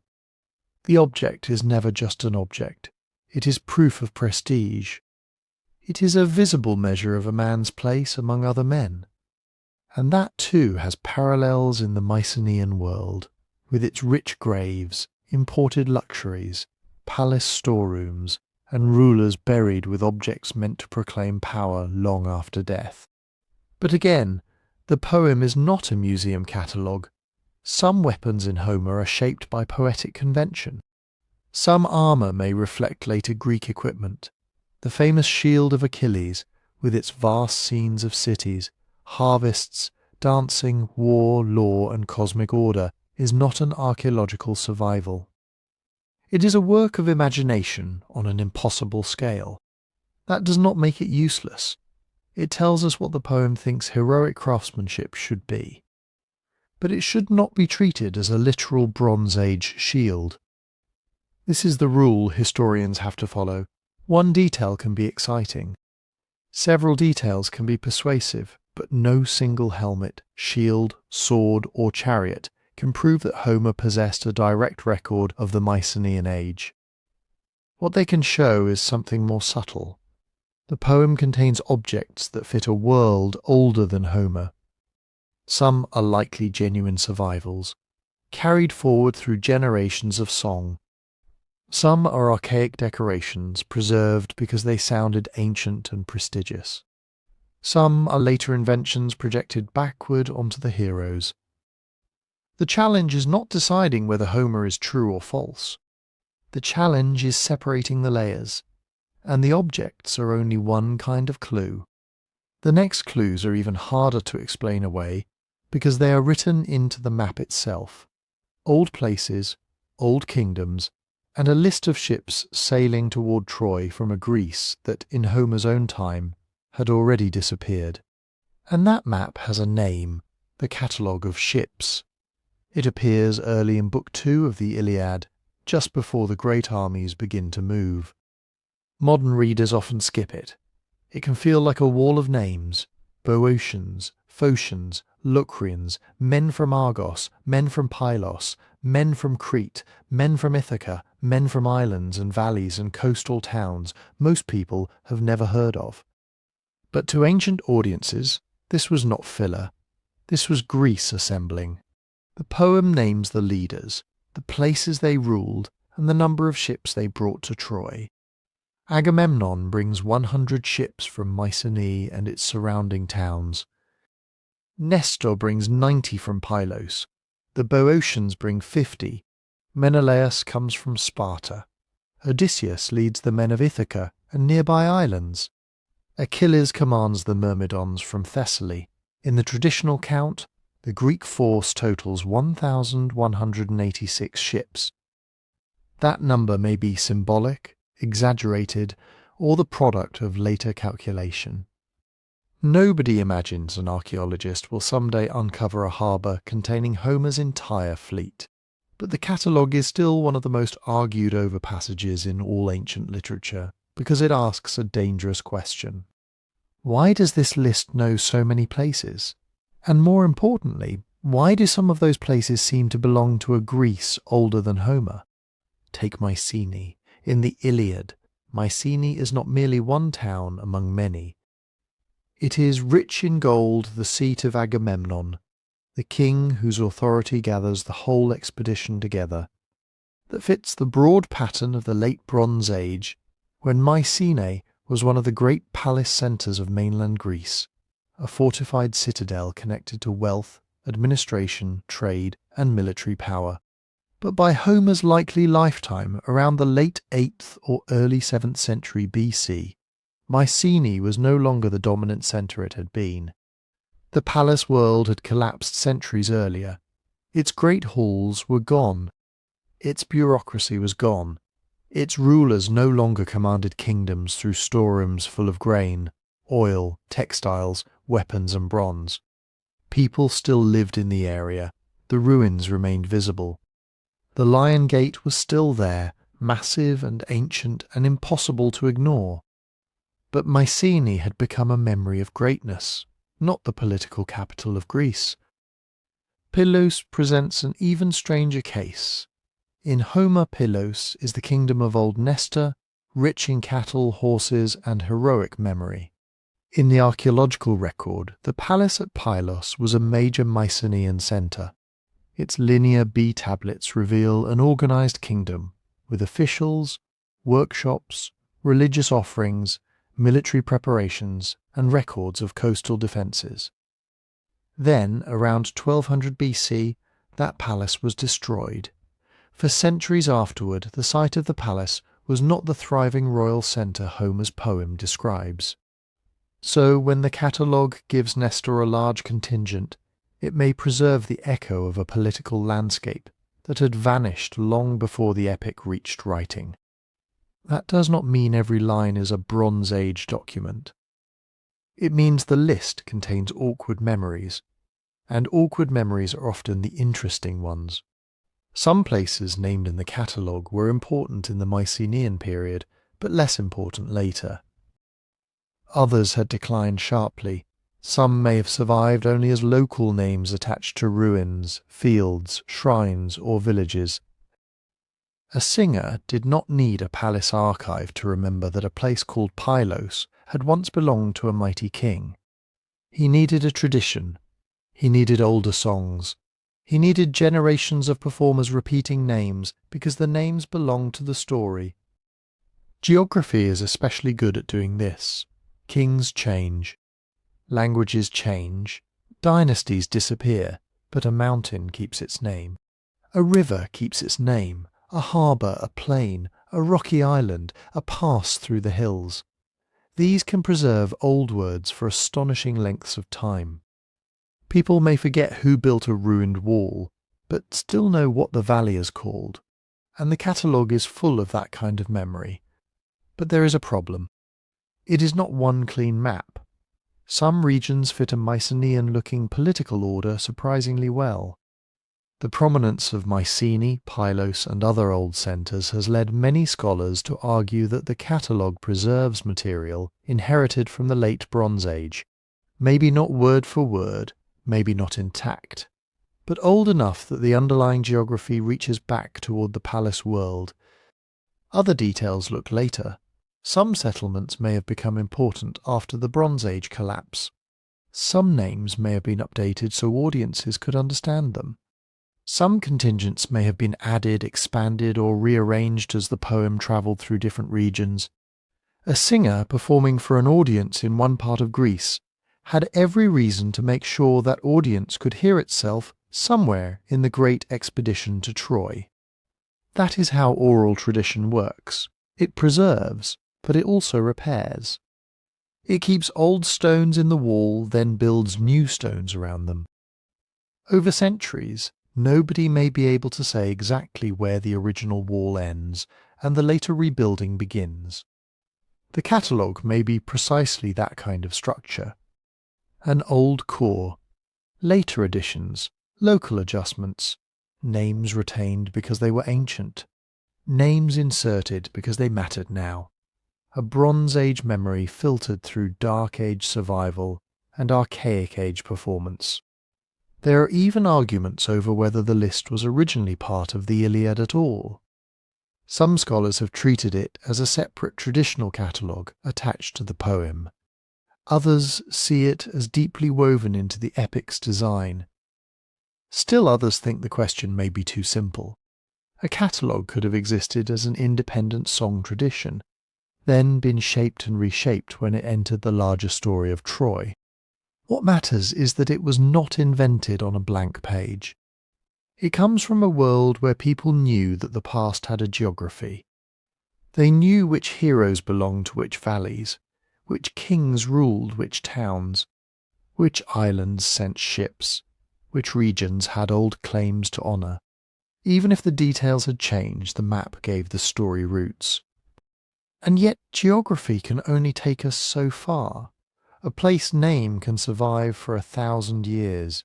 A later poet can learn an old name from local tradition. A ruined city can inspire legends without preserving an accurate account of its political importance. The fact that Homer names Pylos does not prove that Homer possessed a Mycenaean map. The fact that Mycenae dominates the catalogue does not prove the catalogue was composed in 1200 BC.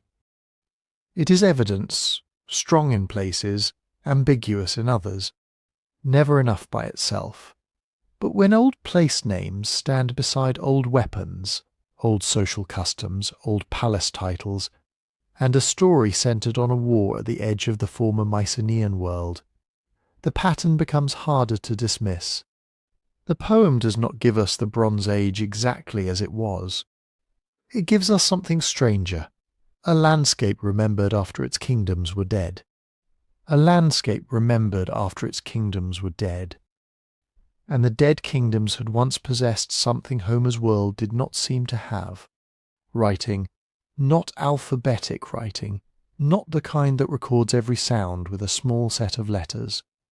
The Mycenaeans used a much older system called Linear B. At first glance, it looks almost alien.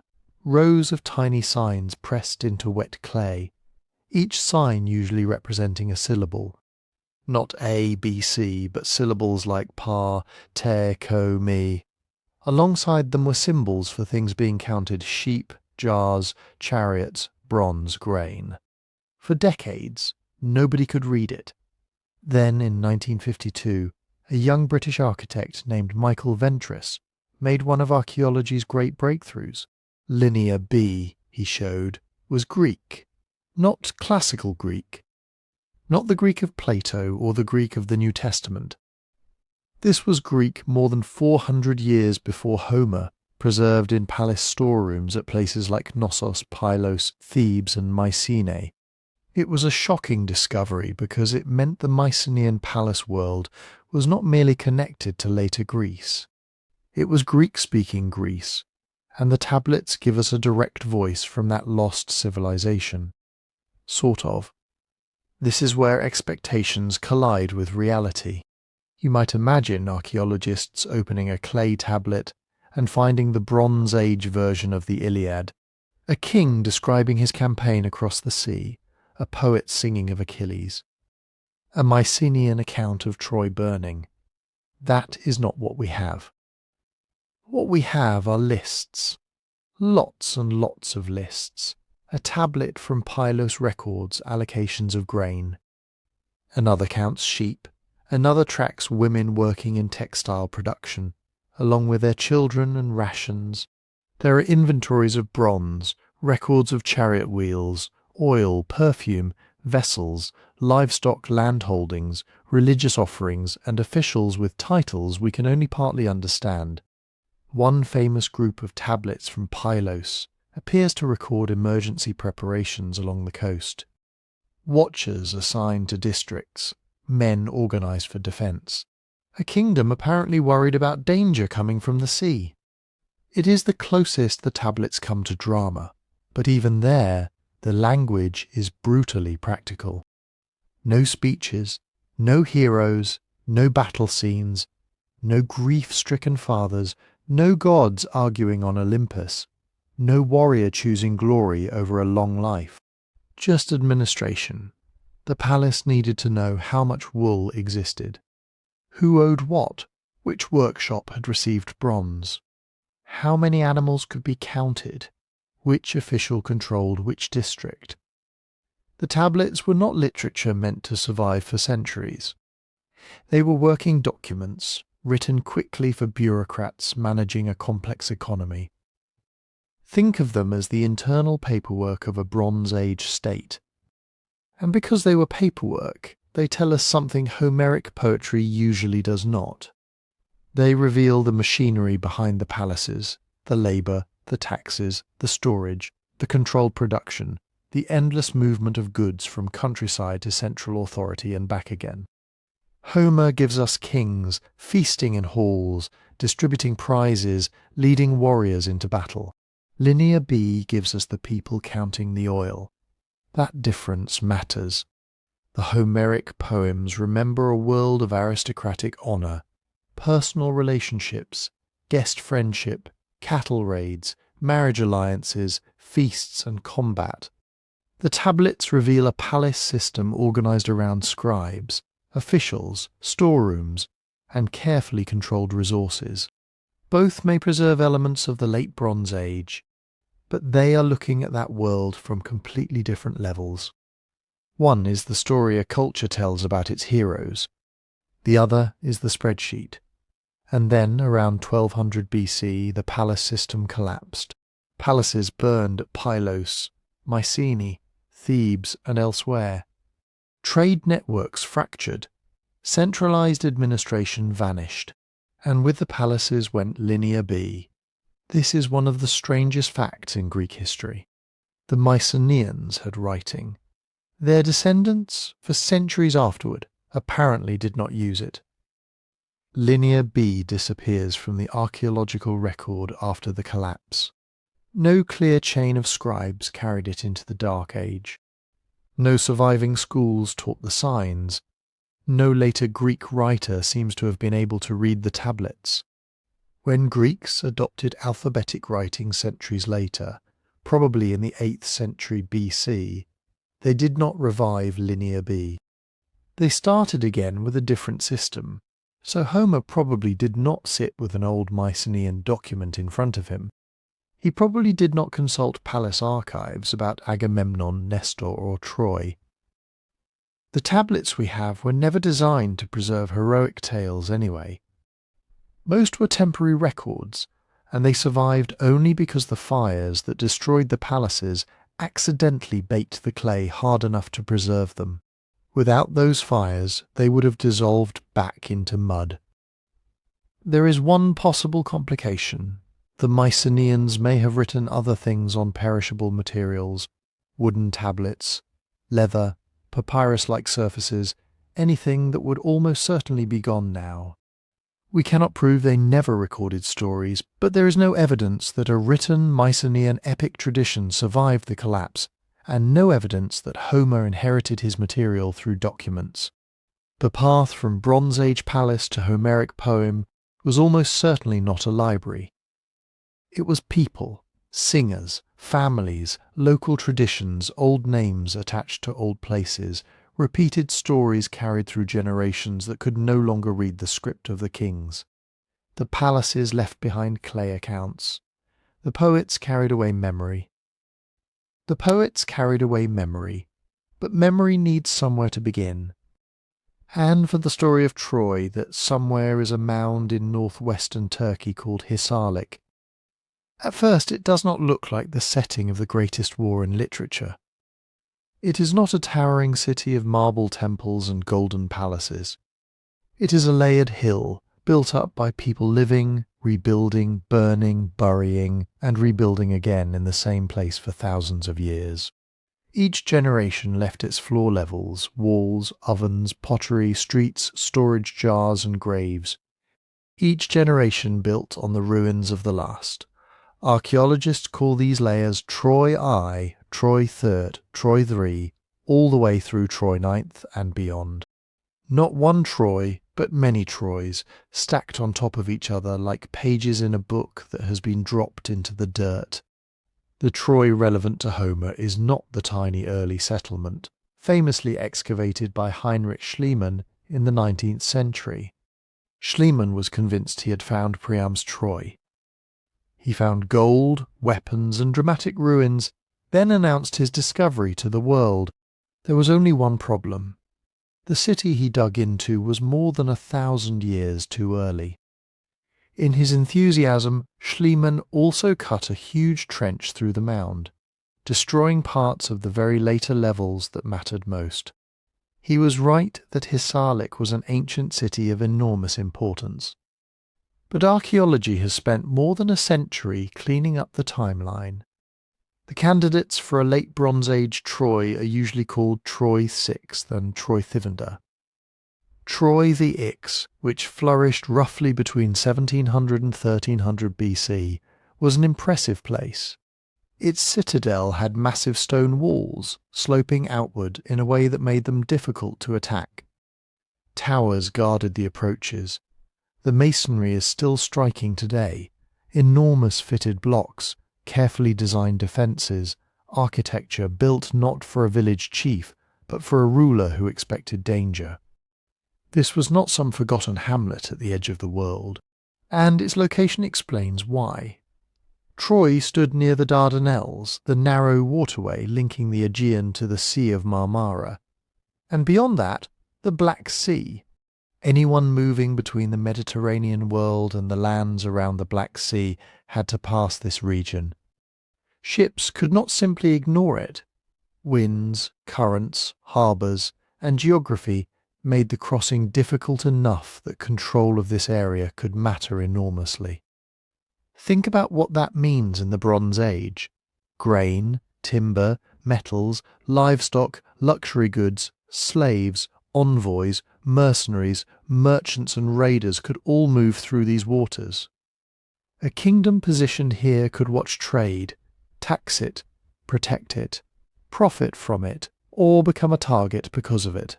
Archaeology supports the picture of Troy as a place connected to wider networks. Excavators have found pottery and goods showing contacts with the Aegean, Anatolia, and regions farther east. The city was not Mycenae. It was not one of the giant palace centres of mainland Greece, but it was far more than an isolated fortress, and there may have been more people here than the old citadel alone suggests. For a long time, visitors looked at Troy's fortified upper settlement and thought, this is too small for Homer's great city. But later work identified evidence for a lower town spreading beyond the citadel walls. Ditches, habitation areas, and other traces suggest a larger settlement below the elite stronghold. How large, that is debated. Some archaeologists see a substantial late Bronze Age centre, perhaps home to several thousand people. Others argue the evidence is less certain, or that estimates have been pushed too high. This is archaeology at its most frustrating and most honest. A ditch can be mapped, a wall can be measured, but turning those traces into an exact population is much harder. Still, the basic point holds. Late Bronze Age Troy was real. It was fortified. It stood in a strategically important landscape. It had outside connections. It was important enough that powerful neighbours may have cared what happened there. Then comes the destruction. Troy VI appears to have been badly damaged around 1300 BC. Its walls collapsed, buildings were ruined, and the city was rebuilt. But much of that destruction looks more like an earthquake than an assault. Walls fell in ways consistent with seismic damage. There is not a clear archaeological signature of an invading army, no unmistakable trail of weapons, bodies, and battle debris announcing that Greeks had stormed the gates. The next settlement, Troy the Ovacae, was built among the ruins. And this is where the story becomes more interesting. The houses seem crowded, storage jars were sunk into floors, possibly to hold extra food supplies. Some researchers see this as evidence of a community preparing for siege, people packing into the fortified area, storing grain and water, waiting for danger. Then, around the end of the 13th or beginning of the 12th century BC, Troy Zeven was destroyed by fire. That sounds familiar. A fortified city, a time of regional crisis, signs that inhabitants may have feared attack, a final destruction by fire. But this is where we have to slow down. A burned city is not automatically Homer's Troy. The late Bronze Age Eastern Mediterranean was collapsing all around it. Palaces fell in Greece, kingdoms fought in Anatolia. Egypt faced attacks and migrations, trade networks broke down. Famine, rebellion, piracy, local war, earthquakes and political collapse could overlap in ways we can barely reconstruct. Troy 50A may have been destroyed in warfare. It may even have been caught in a conflict involving Mycenaean Greeks. But archaeology cannot tell us that Achilles killed Hector outside these walls. It cannot identify Agamemnon's camp on the beach. It cannot prove a 10-year siege. It cannot show us a wooden horse. It cannot even tell us with certainty who burned the city. For that, we need to look beyond Troy itself, toward the records of another Bronze Age superpower, the Hittites from their capital in central Anatolia. The Hittite kings kept diplomatic letters and treaties on clay tablets. Unlike the Mycenaean Linear B records, these texts sometimes deal with foreign rulers, rebellions, border disputes, and international power politics. And among the names appearing in those texts is Wilusa. Most scholars think Wilusa is very likely connected to the Greek name Ilios, another name for Troy. The sound change is plausible. The geography fits Western Anatolia, and the texts describe Wilusa as a kingdom caught in the dangerous political world of the late Bronze Age. One Hittite treaty was made with a ruler of Wilusa named Alexandru. That name is remarkable because it resembles Alexandros, the alternative name of Paris in the Iliad. Is that proof that Homer remembered the real Paris?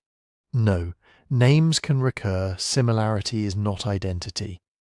Alexandru was a historical ruler, if the identification is right, living centuries before the poems took their final form.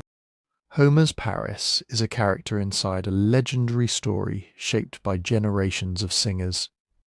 But it is exactly the kind of echo that makes the old tradition harder to dismiss. Other Hittite texts mention a Western power called Ahiawa. Most scholars identify Ahiawa with the Achaeans, the name Homer uses for the Greeks. The identification is not absolutely certain, but it is widely accepted because the Hittite descriptions place Ahiawa across the sea, powerful enough to deal with Western Anatolian kingdoms, and important enough for Hittite kings to treat seriously, and the documents reveal tension. Wilusa was not safely outside international politics. It was a place where local rulers, Hittite authority, and forces associated with Ahiawa could all have competing interests. One text refers to earlier hostility involving Wilusa and the Hittite king. Others describe troublemakers in Western Anatolia, shifting alliances, rebellions, and figures who seem to have had connections with Ahiawa. This is not the Iliad. There is no Helen, no Achilles, no list of Greek kings swearing an oath, no document saying the Achaeans attacked Wilusa and fought for 10 years. But it is a real Bronze Age political background in which some kind of conflict between Greek-speaking powers and a city or kingdom at Troy becomes entirely plausible. That is the crucial distinction. Archaeology does not confirm Homer's plot. It confirms that there was a significant fortified settlement at Troy. It confirms that it existed in the right broad period. It confirms that it suffered destruction during an age of violence and collapse. Hittite texts suggest that Wilusa, probably Troy, was entangled in the same Western Anatolian world where Ahiawa, probably the Achaeans, operated. Put those pieces together, and the idea of a remembered war stops sounding impossible. But possible is not proven. The historical event, if there was one, may have been smaller than Homer's war. A raid, a short siege, a dynastic dispute, a local rebellion backed by overseas allies. A conflict later magnified by centuries of retelling until a struggle over one strategic city became the defining war of an entire heroic age. That is what epic does. It does not preserve history like a clay tablet preserves an inventory. It preserves the shape of history, the important places, the old enemies, the names that still carried weight, the memory that there had once been kings across the sea, walls at Troy, and a world worth fighting over. And that memory did not have to survive in a single perfect chain. It only had to survive somewhere. For generations, people imagined the centuries after the palace collapse as a total blackout. Around 1200 BC, the great Mycenaean centres fell. Pylos burned. Mycenae declined. Terens was damaged and rebuilt on a smaller scale. The Linear B writing system vanished. International trade contracted. Population fell in many regions. Then, for roughly 400 years, silence. Or so the old story went. The palaces were gone, therefore civilization was gone. No writing, therefore no memory, no massive stone buildings, therefore no culture.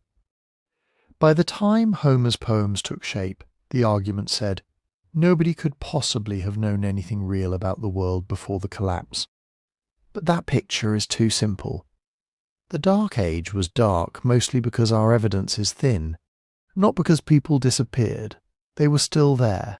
Across Greece, communities continued living in places their ancestors had occupied before the collapse. Some settlements shrank. Some were abandoned. Others shifted to more defensible hills, more accessible farmland, or sheltered coastal sites. The huge palace economies had broken apart, but farmers still planted grain. Shepherds still moved animals through upland pastures. Fishers still worked the coasts. Potters still made vessels.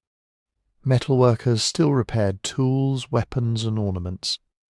A palace can vanish overnight in a fire. A village does not vanish so easily. Think about what the collapse actually meant for an ordinary family. The king's storerooms may be gone.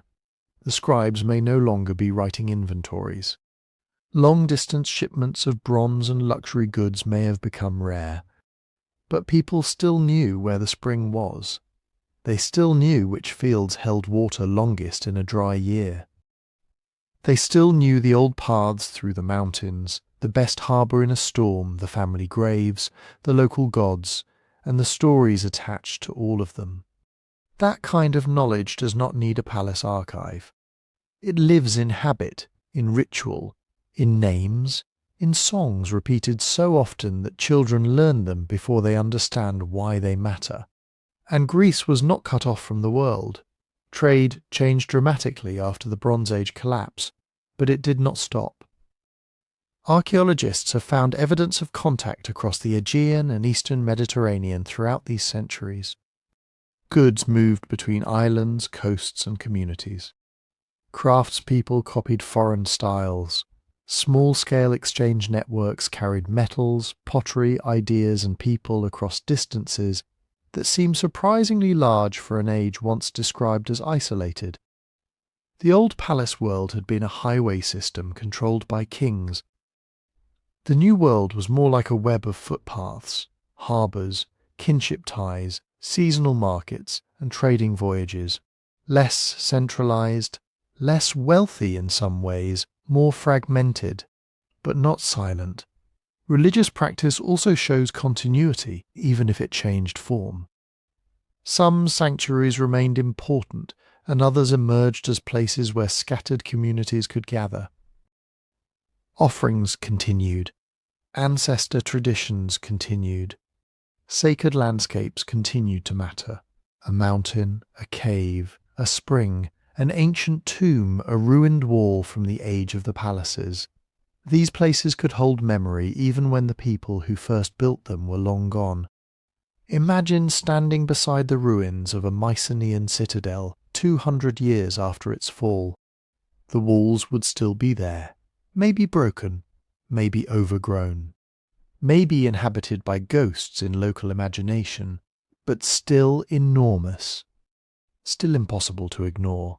A child growing up nearby would not need an archaeologist to tell them that giants had once lived there. They would see the stones, they would hear the names. They would inherit stories of kings, battles, journeys, and disasters.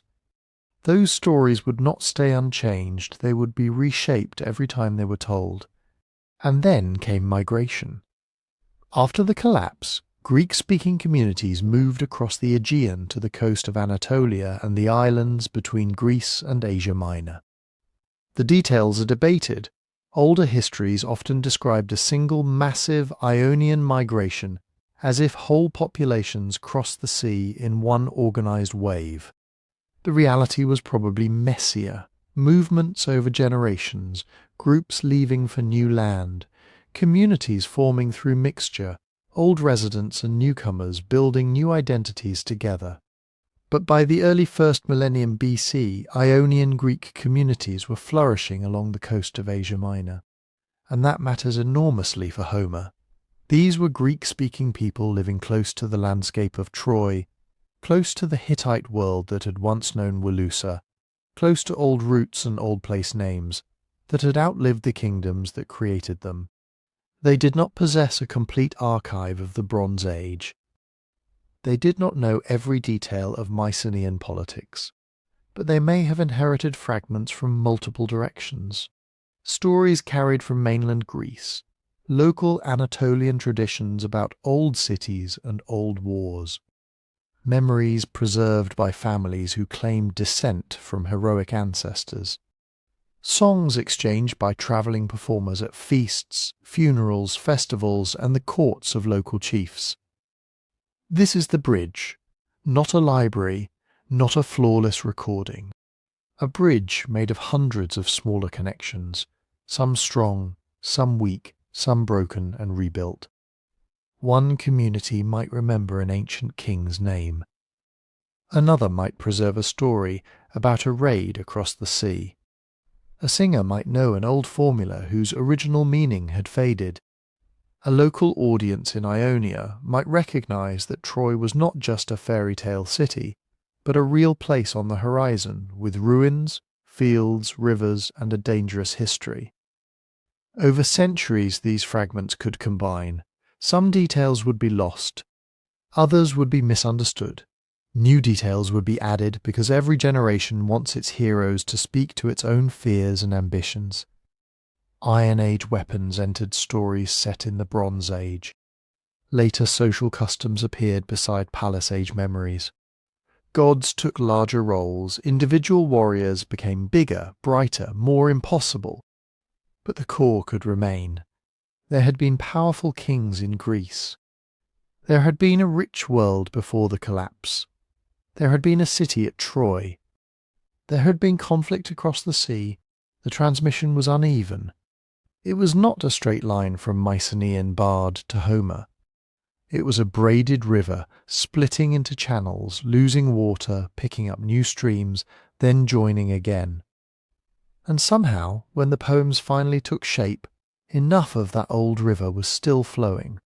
And then in the 8th century BC, Greece recovered something it had lost 400 years earlier. Writing. Not the old writing of the Mycenaean palaces. Linear B had been designed for administrators, for recording sheep, jars of oil, bronze tools, land assignments, and deliveries to royal storerooms. It was useful if you controlled a palace economy.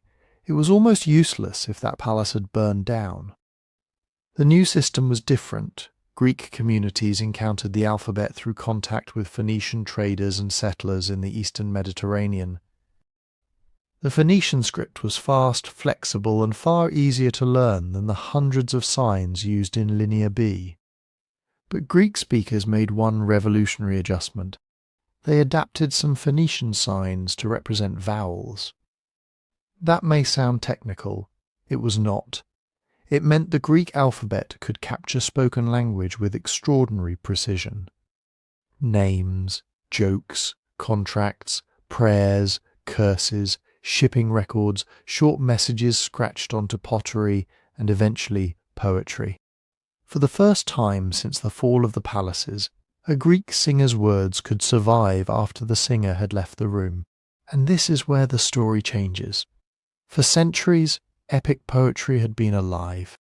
A singer did not simply recite a text the way someone reads from a page today. He performed a story. He carried traditional plots, traditional scenes, traditional phrases, and traditional heroic names in his mind. But each performance could change. A king who mattered to one audience might receive a longer speech. A local hero might be added. A battle could become more detailed if the crowd responded. A journey could take a different route.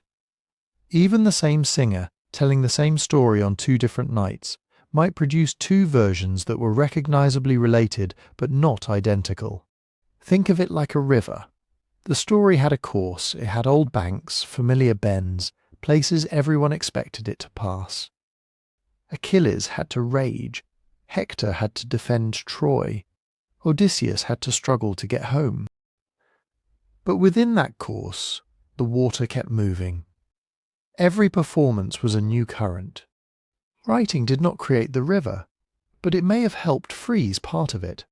At some point in the late 8th or early 7th century BC, the enormous poems we call the Iliad and the Odyssey began taking on forms stable enough to be written down, copied, and passed beyond the memory of any one performer. Exactly how this happened remains one of the biggest arguments in Homeric studies. Did a single extraordinary poet compose both poems and dictate them to a scribe? Did Homer perform them aloud while someone recorded the words? Did he compose with writing already available, revising lines on a surface we no longer possess? Or were the poems shaped by generations of singers, then gradually fixed by editors and scribes, after Homer was already becoming a legendary name? The honest answer is that we do not know. There is no surviving manuscript from Homer's lifetime. No ancient recording, no signed original. Even the date of Homer himself is uncertain, though many scholars place the poem's core formations somewhere around the late 8th century BC. But the poems preserve clues from both worlds. They sound like oral poetry because they are built from formulas, repeated phrases, patterned scenes, epithets that fit the rhythm and help the singer keep moving. Swift-footed Achilles, grey-eyed Athena, resourceful Odysseus. This is memory technology, developed in performance over generations. Yet the Iliad and Odyssey are also huge, tightly organised works. The Iliad does not tell the whole Trojan War. It focuses on Achilles' anger and drives that anger toward catastrophe. The Odyssey circles outward through monsters, storms, disguises and temptations, then pulls everything back toward Ithaca and home. That kind of architecture has led some scholars to imagine a master poet working with unusual control, perhaps using writing as a tool, not replacing oral tradition but shaping it, like a builder using stones cut by hundreds of earlier hands to construct something no previous generation had quite made. Writing could have made that possible. A poem no longer had to exist only in the moment of performance. A scribe could preserve a long sequence of lines. Another singer could learn that sequence. Another copy could travel to another city. Over time, a version that had once been only one possible telling could become the telling. And something was lost in that process. Not lost because writing was bad. Without writing, the Iliad and Odyssey might never have reached us at all. But fixation changes a tradition. Once a poem becomes a text, additions become easier to identify as additions. Variations become mistakes. A singer who once had freedom to reshape an inherited story now faces a standard against which he can be judged. The river becomes a channel, still powerful, still carrying water from far upstream, but no longer free to split into 100 different paths. The Iliad and Odyssey are therefore not time capsules from the Trojan War. They are not palace records disguised as poetry. They are something more complicated and in some ways more remarkable. They are the surviving endpoint of a tradition that had been moving for centuries. A tradition born in the Bronze Age world of kings, citadels, chariots, and overseas war, kept alive after that world died by singers who preserved names, places, images, and fragments of ancient prestige, changed by the Dark Age, enriched by the new world of Ionia, and finally stabilized when alphabetic writing gave a living song a body that could outlast the voice. But once that body existed, another question became unavoidable. How much of the old world was genuine memory, and how much had been invented along the way? That question has divided Homeric scholars for more than a century. And the argument is not really about whether the poems are beautiful. Almost everyone agrees they are. The argument is about what kind of truth they preserve. When Homer describes a warrior putting on a boar's tusk helmet, Is that a real memory from the Bronze Age? When the Catalogue of ships lists dozens of Greek places and their leaders, is it preserving an ancient political map? When Agamemnon rules from Mycenae, surrounded by gold and commanding a coalition of kings, are we hearing a distant echo of the palace world? Or are we doing what people have always done with famous stories, treating poetry like a historical document because we desperately want it to be one? The modern debate changed dramatically in the 20th century with what became known as oral formulaic theory. Two researchers, Milman Parry and Albert Lord, studied living oral singers in the Balkans. These performers could tell enormous epic stories without memorizing every line word for word. They worked from inherited patterns, repeated phrases, familiar scenes, traditional story structures. A singer might describe a hero arming himself, welcoming a guest, launching a ship, or making a sacrifice using formulas that had been refined over generations. Not because he lacked imagination, because this was how imagination worked inside an oral tradition. Parry showed that Homeric epithets such as swift-footed Achilles and rosy-fingered Dawn were not random decorative extras. They fit specific positions in the poetic meter. They gave the singer reliable building blocks, pieces he could assemble while continuing the story in real time. This was a huge breakthrough. It explained why Homeric poetry can sound both repetitive and astonishingly flexible. The singer was not reciting a frozen script from memory. He was composing through a traditional language of poetry, drawing on phrases and scenes older than any individual performance. But oral formulaic theory created a new problem. If every performance could change, how could anything survive accurately for 400 years? One answer is that oral traditions do not preserve everything equally. They are bad at keeping exact dates, exact numbers, and neat chronological sequences. They are much better at preserving what matters to the culture telling the story. Great names, famous places, old rivalries, social values, images of power, the shape of a lost world. Think of a family story passed down for generations. Maybe nobody remembers the exact year your great-grandfather crossed an ocean. Maybe the details of the ship change.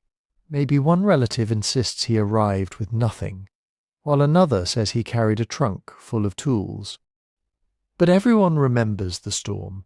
Everyone remembers the name of the village he left. Everyone remembers that he built a new life with his hands. The story changes, the core survives. Scholars who see substantial Bronze Age memory in Homer argue that something like this happened with the Trojan tradition. They point to details that make more sense in the Mycenaean world than in Homer's own day. The boar's tusk helmet, the prominence of chariots, even if the poems sometimes use them in confusing ways. The great citadel centres at Mycenae, Pylos and Thebes, ancient place names that vanished from later Greek use but remain embedded in the catalogue of ships. They also point to the basic political atmosphere of the Iliad. Its kings are not democratic citizens of a later city-state. They are warrior aristocrats competing for honour, gifts, prestige, women, land and followers. They feast in halls, they distribute treasure, they rule through personal loyalty as much as formal institutions.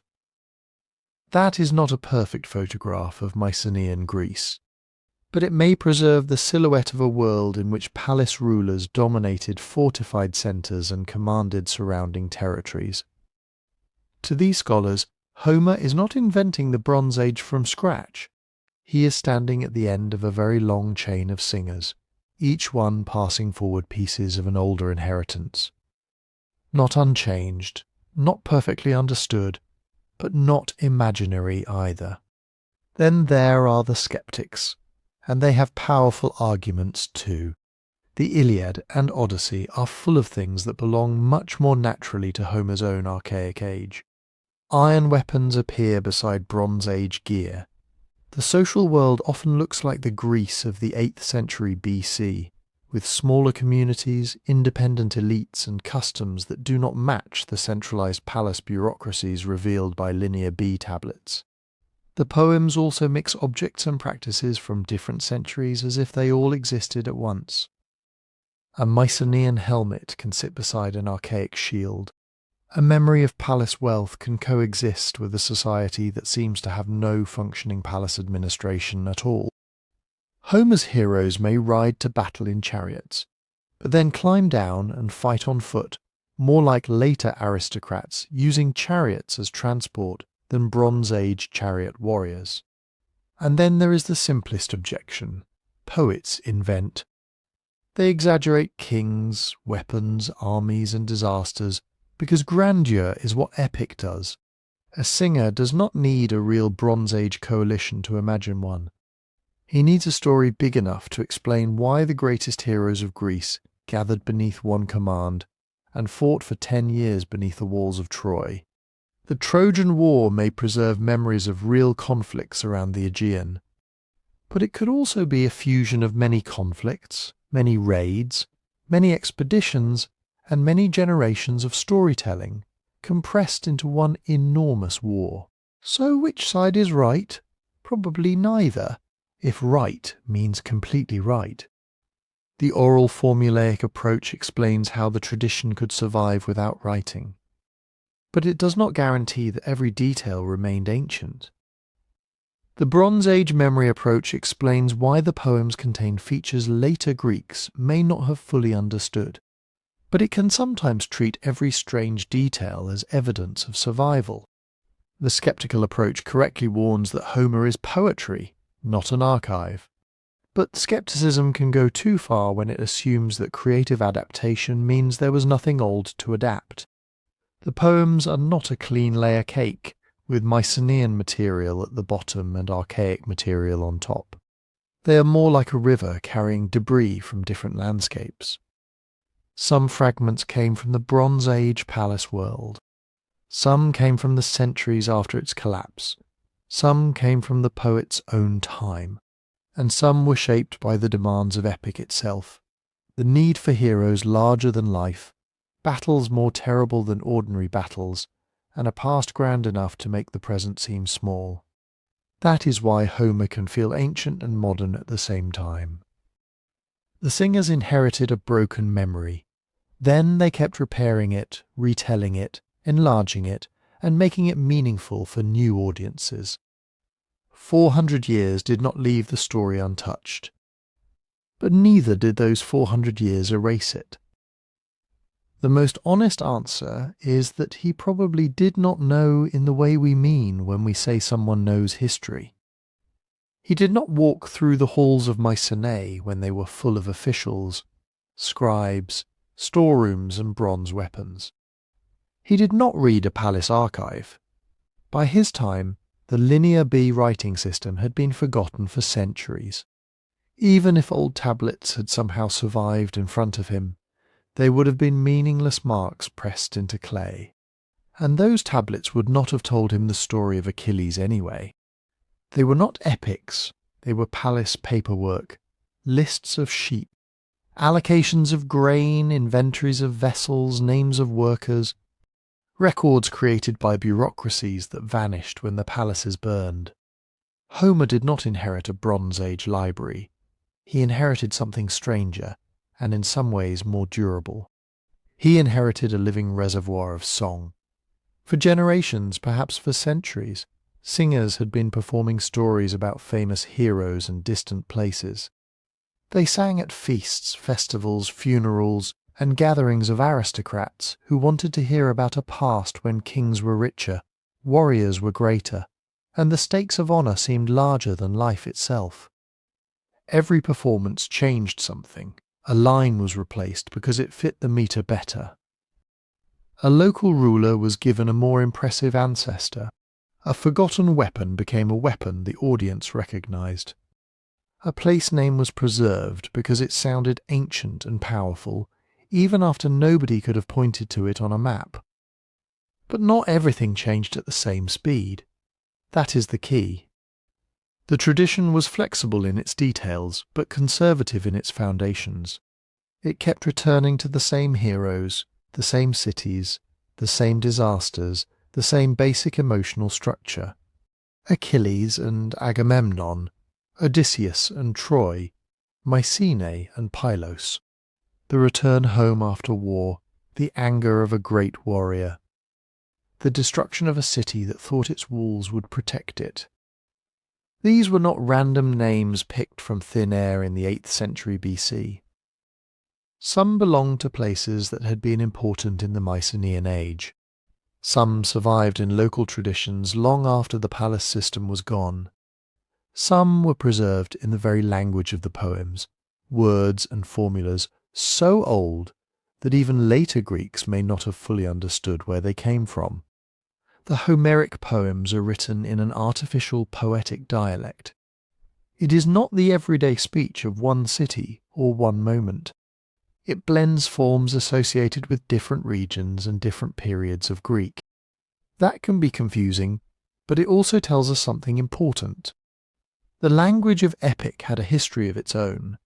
Singers preserved old phrases because they worked. They fit the rhythm. They carried authority. They sounded like the language heroes should speak. Once a formula became part of the tradition, it could outlive the ordinary spoken form from which it came.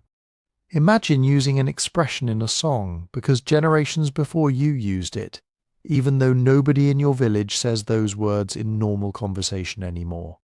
That is how oral poetry can become a kind of time capsule. Not a perfect one, not a sealed one, more like a box that people keep opening, rearranging, and adding things to, while somehow refusing to throw away its oldest treasures. This helps explain the strange mixture inside Homer. A boar's tusk helmet survives because it was memorable, distinctive, and perhaps already ancient when the poem took shape. Great citadel centres survive because their ruins still dominated the Greek landscape. You did not need a written record to know that Mycenae had once been powerful. Its massive walls were still there, making later communities feel small. Old place traditions survived for the same reason. A ruined palace could become the house of a legendary king. A tomb from a forgotten age could become the grave of a hero. A distant hill, a harbour, a plain, a spring, a narrow passage between islands, all could anchor a story to real geography. People could forget what happened there, and still remember that something important had happened there. And then there were the singers themselves. They were not historians, but they were guardians of cultural memory. Their job was not to preserve a neutral record. Their job was to make the past meaningful, to connect living audiences to ancestors, places and values that seemed older than anyone could remember. That meant distortion was unavoidable. Palace kings became epic kings. Administrative territories became the realms of heroic rulers. Bronze Age warfare blended with later weapons and later fighting styles. Different conflicts may have fused into one war. Different generations of heroes may have been made to stand together beneath the same walls. But distortion is not the same thing as invention. If you look at Homer expecting a document from 1250 BC, you will be disappointed. If you look expecting a poet to have invented an entire ancient world from nothing, you will miss what is most remarkable. The poems preserve traces, broken traces, reworked traces, sometimes misunderstood traces, but meaningful traces of a civilization that had died centuries before Homer's age. So Homer likely knew what he knew, because no single person had carried the memory across 400 years. A tradition carried it, thousands of performances, countless singers, families telling stories, communities preserving old names.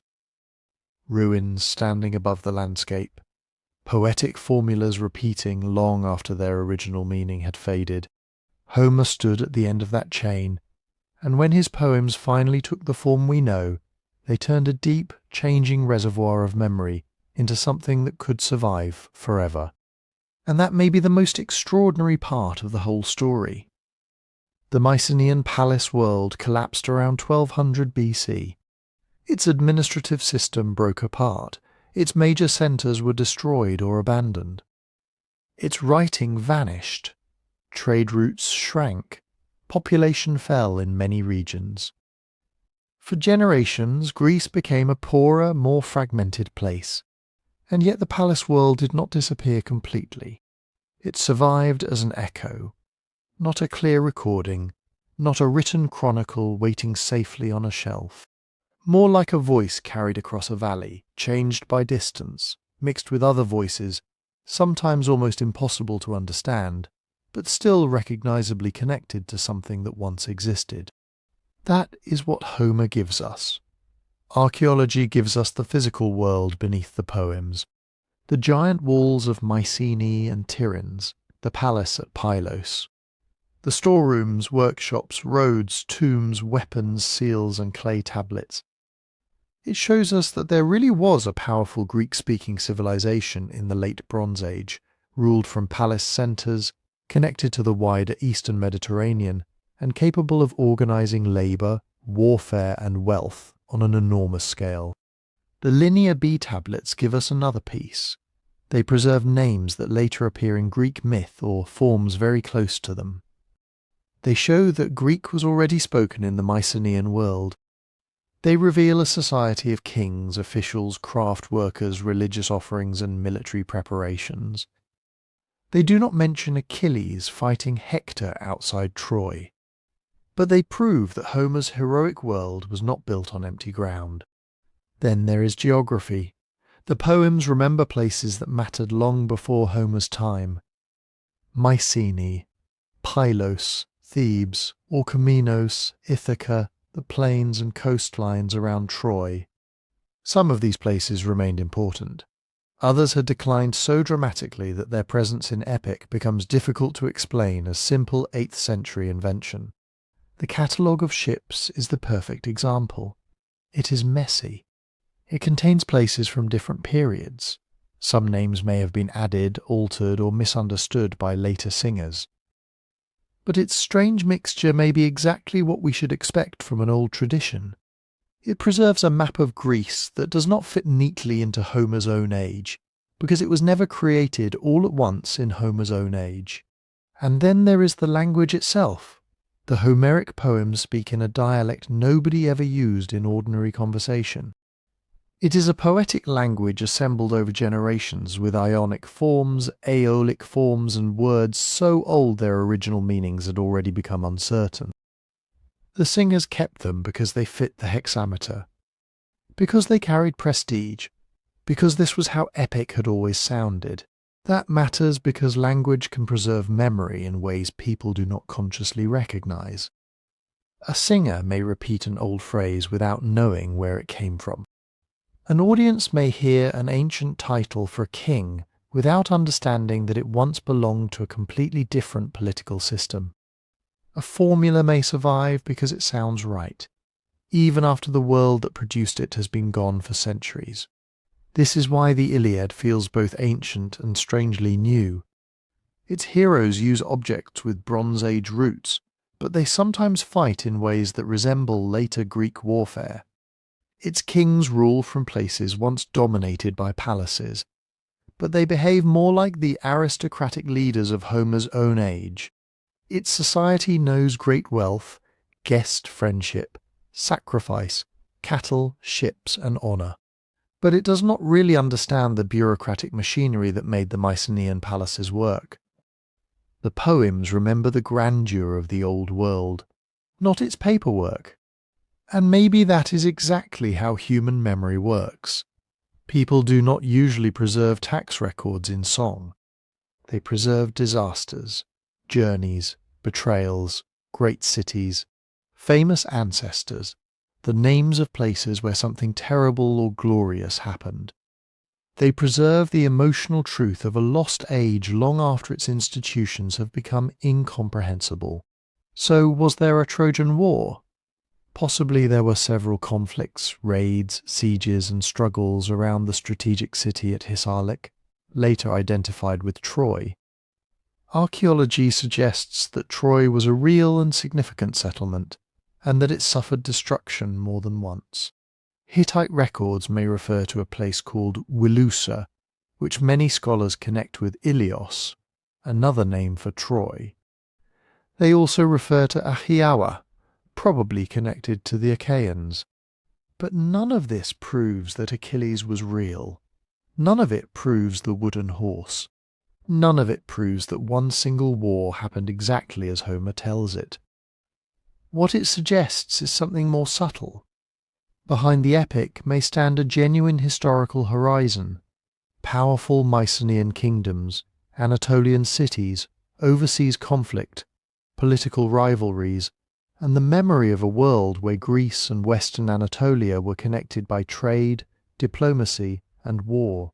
Then, after that world collapsed, the memories remained. They were reshaped by singers, enlarged by generations, combined with folktale, local legend, religious ideas, and the concerns of later audiences. A real past became heroic past. History became memory. Memory became myth, and myth eventually became literature. That does not make Homer less important. It makes him more important.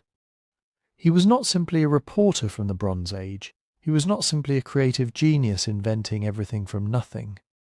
He was both preserver and reshaper.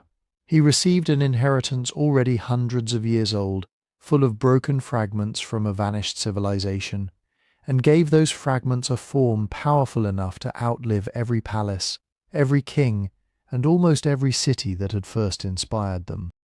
The Mycenaean scribes wrote on clay tablets meant to manage the present. Their records survived mostly because fire accidentally baked them hard. Homer's singers created stories about the past. Their songs survived because people kept choosing to remember them. That is the difference. One civilization left behind its accounts. Another left behind its grief, its pride, its heroes, its warnings about rage, war, homecoming, and the terrible cost of glory. And that raises a question that reaches far beyond ancient Greece. What parts of our world would survive if our institutions disappeared? If archives were lost, governments fell, cities changed, and languages drifted, what would future generations remember about us? Would they remember laws and databases? Or would they remember the stories we kept repeating? The places we treated as sacred, the disasters that changed us, the names we refused to forget. Maybe myth and history are not opposites after all. Maybe history is what happened. Myth is what people carried forward when almost everything else was gone. And somewhere between those two things, in the space between evidence and imagination, Homer is still speaking. If you enjoyed this journey into the boundary between myth, memory, and history, like the video, subscribe, and tell us in the comments, where are you listening from, and do you think any stories from our own age could survive for 400 years after the world that made them vanished? And if you want to support the channel in the best possible way, listen on Spotify. The link is in the description.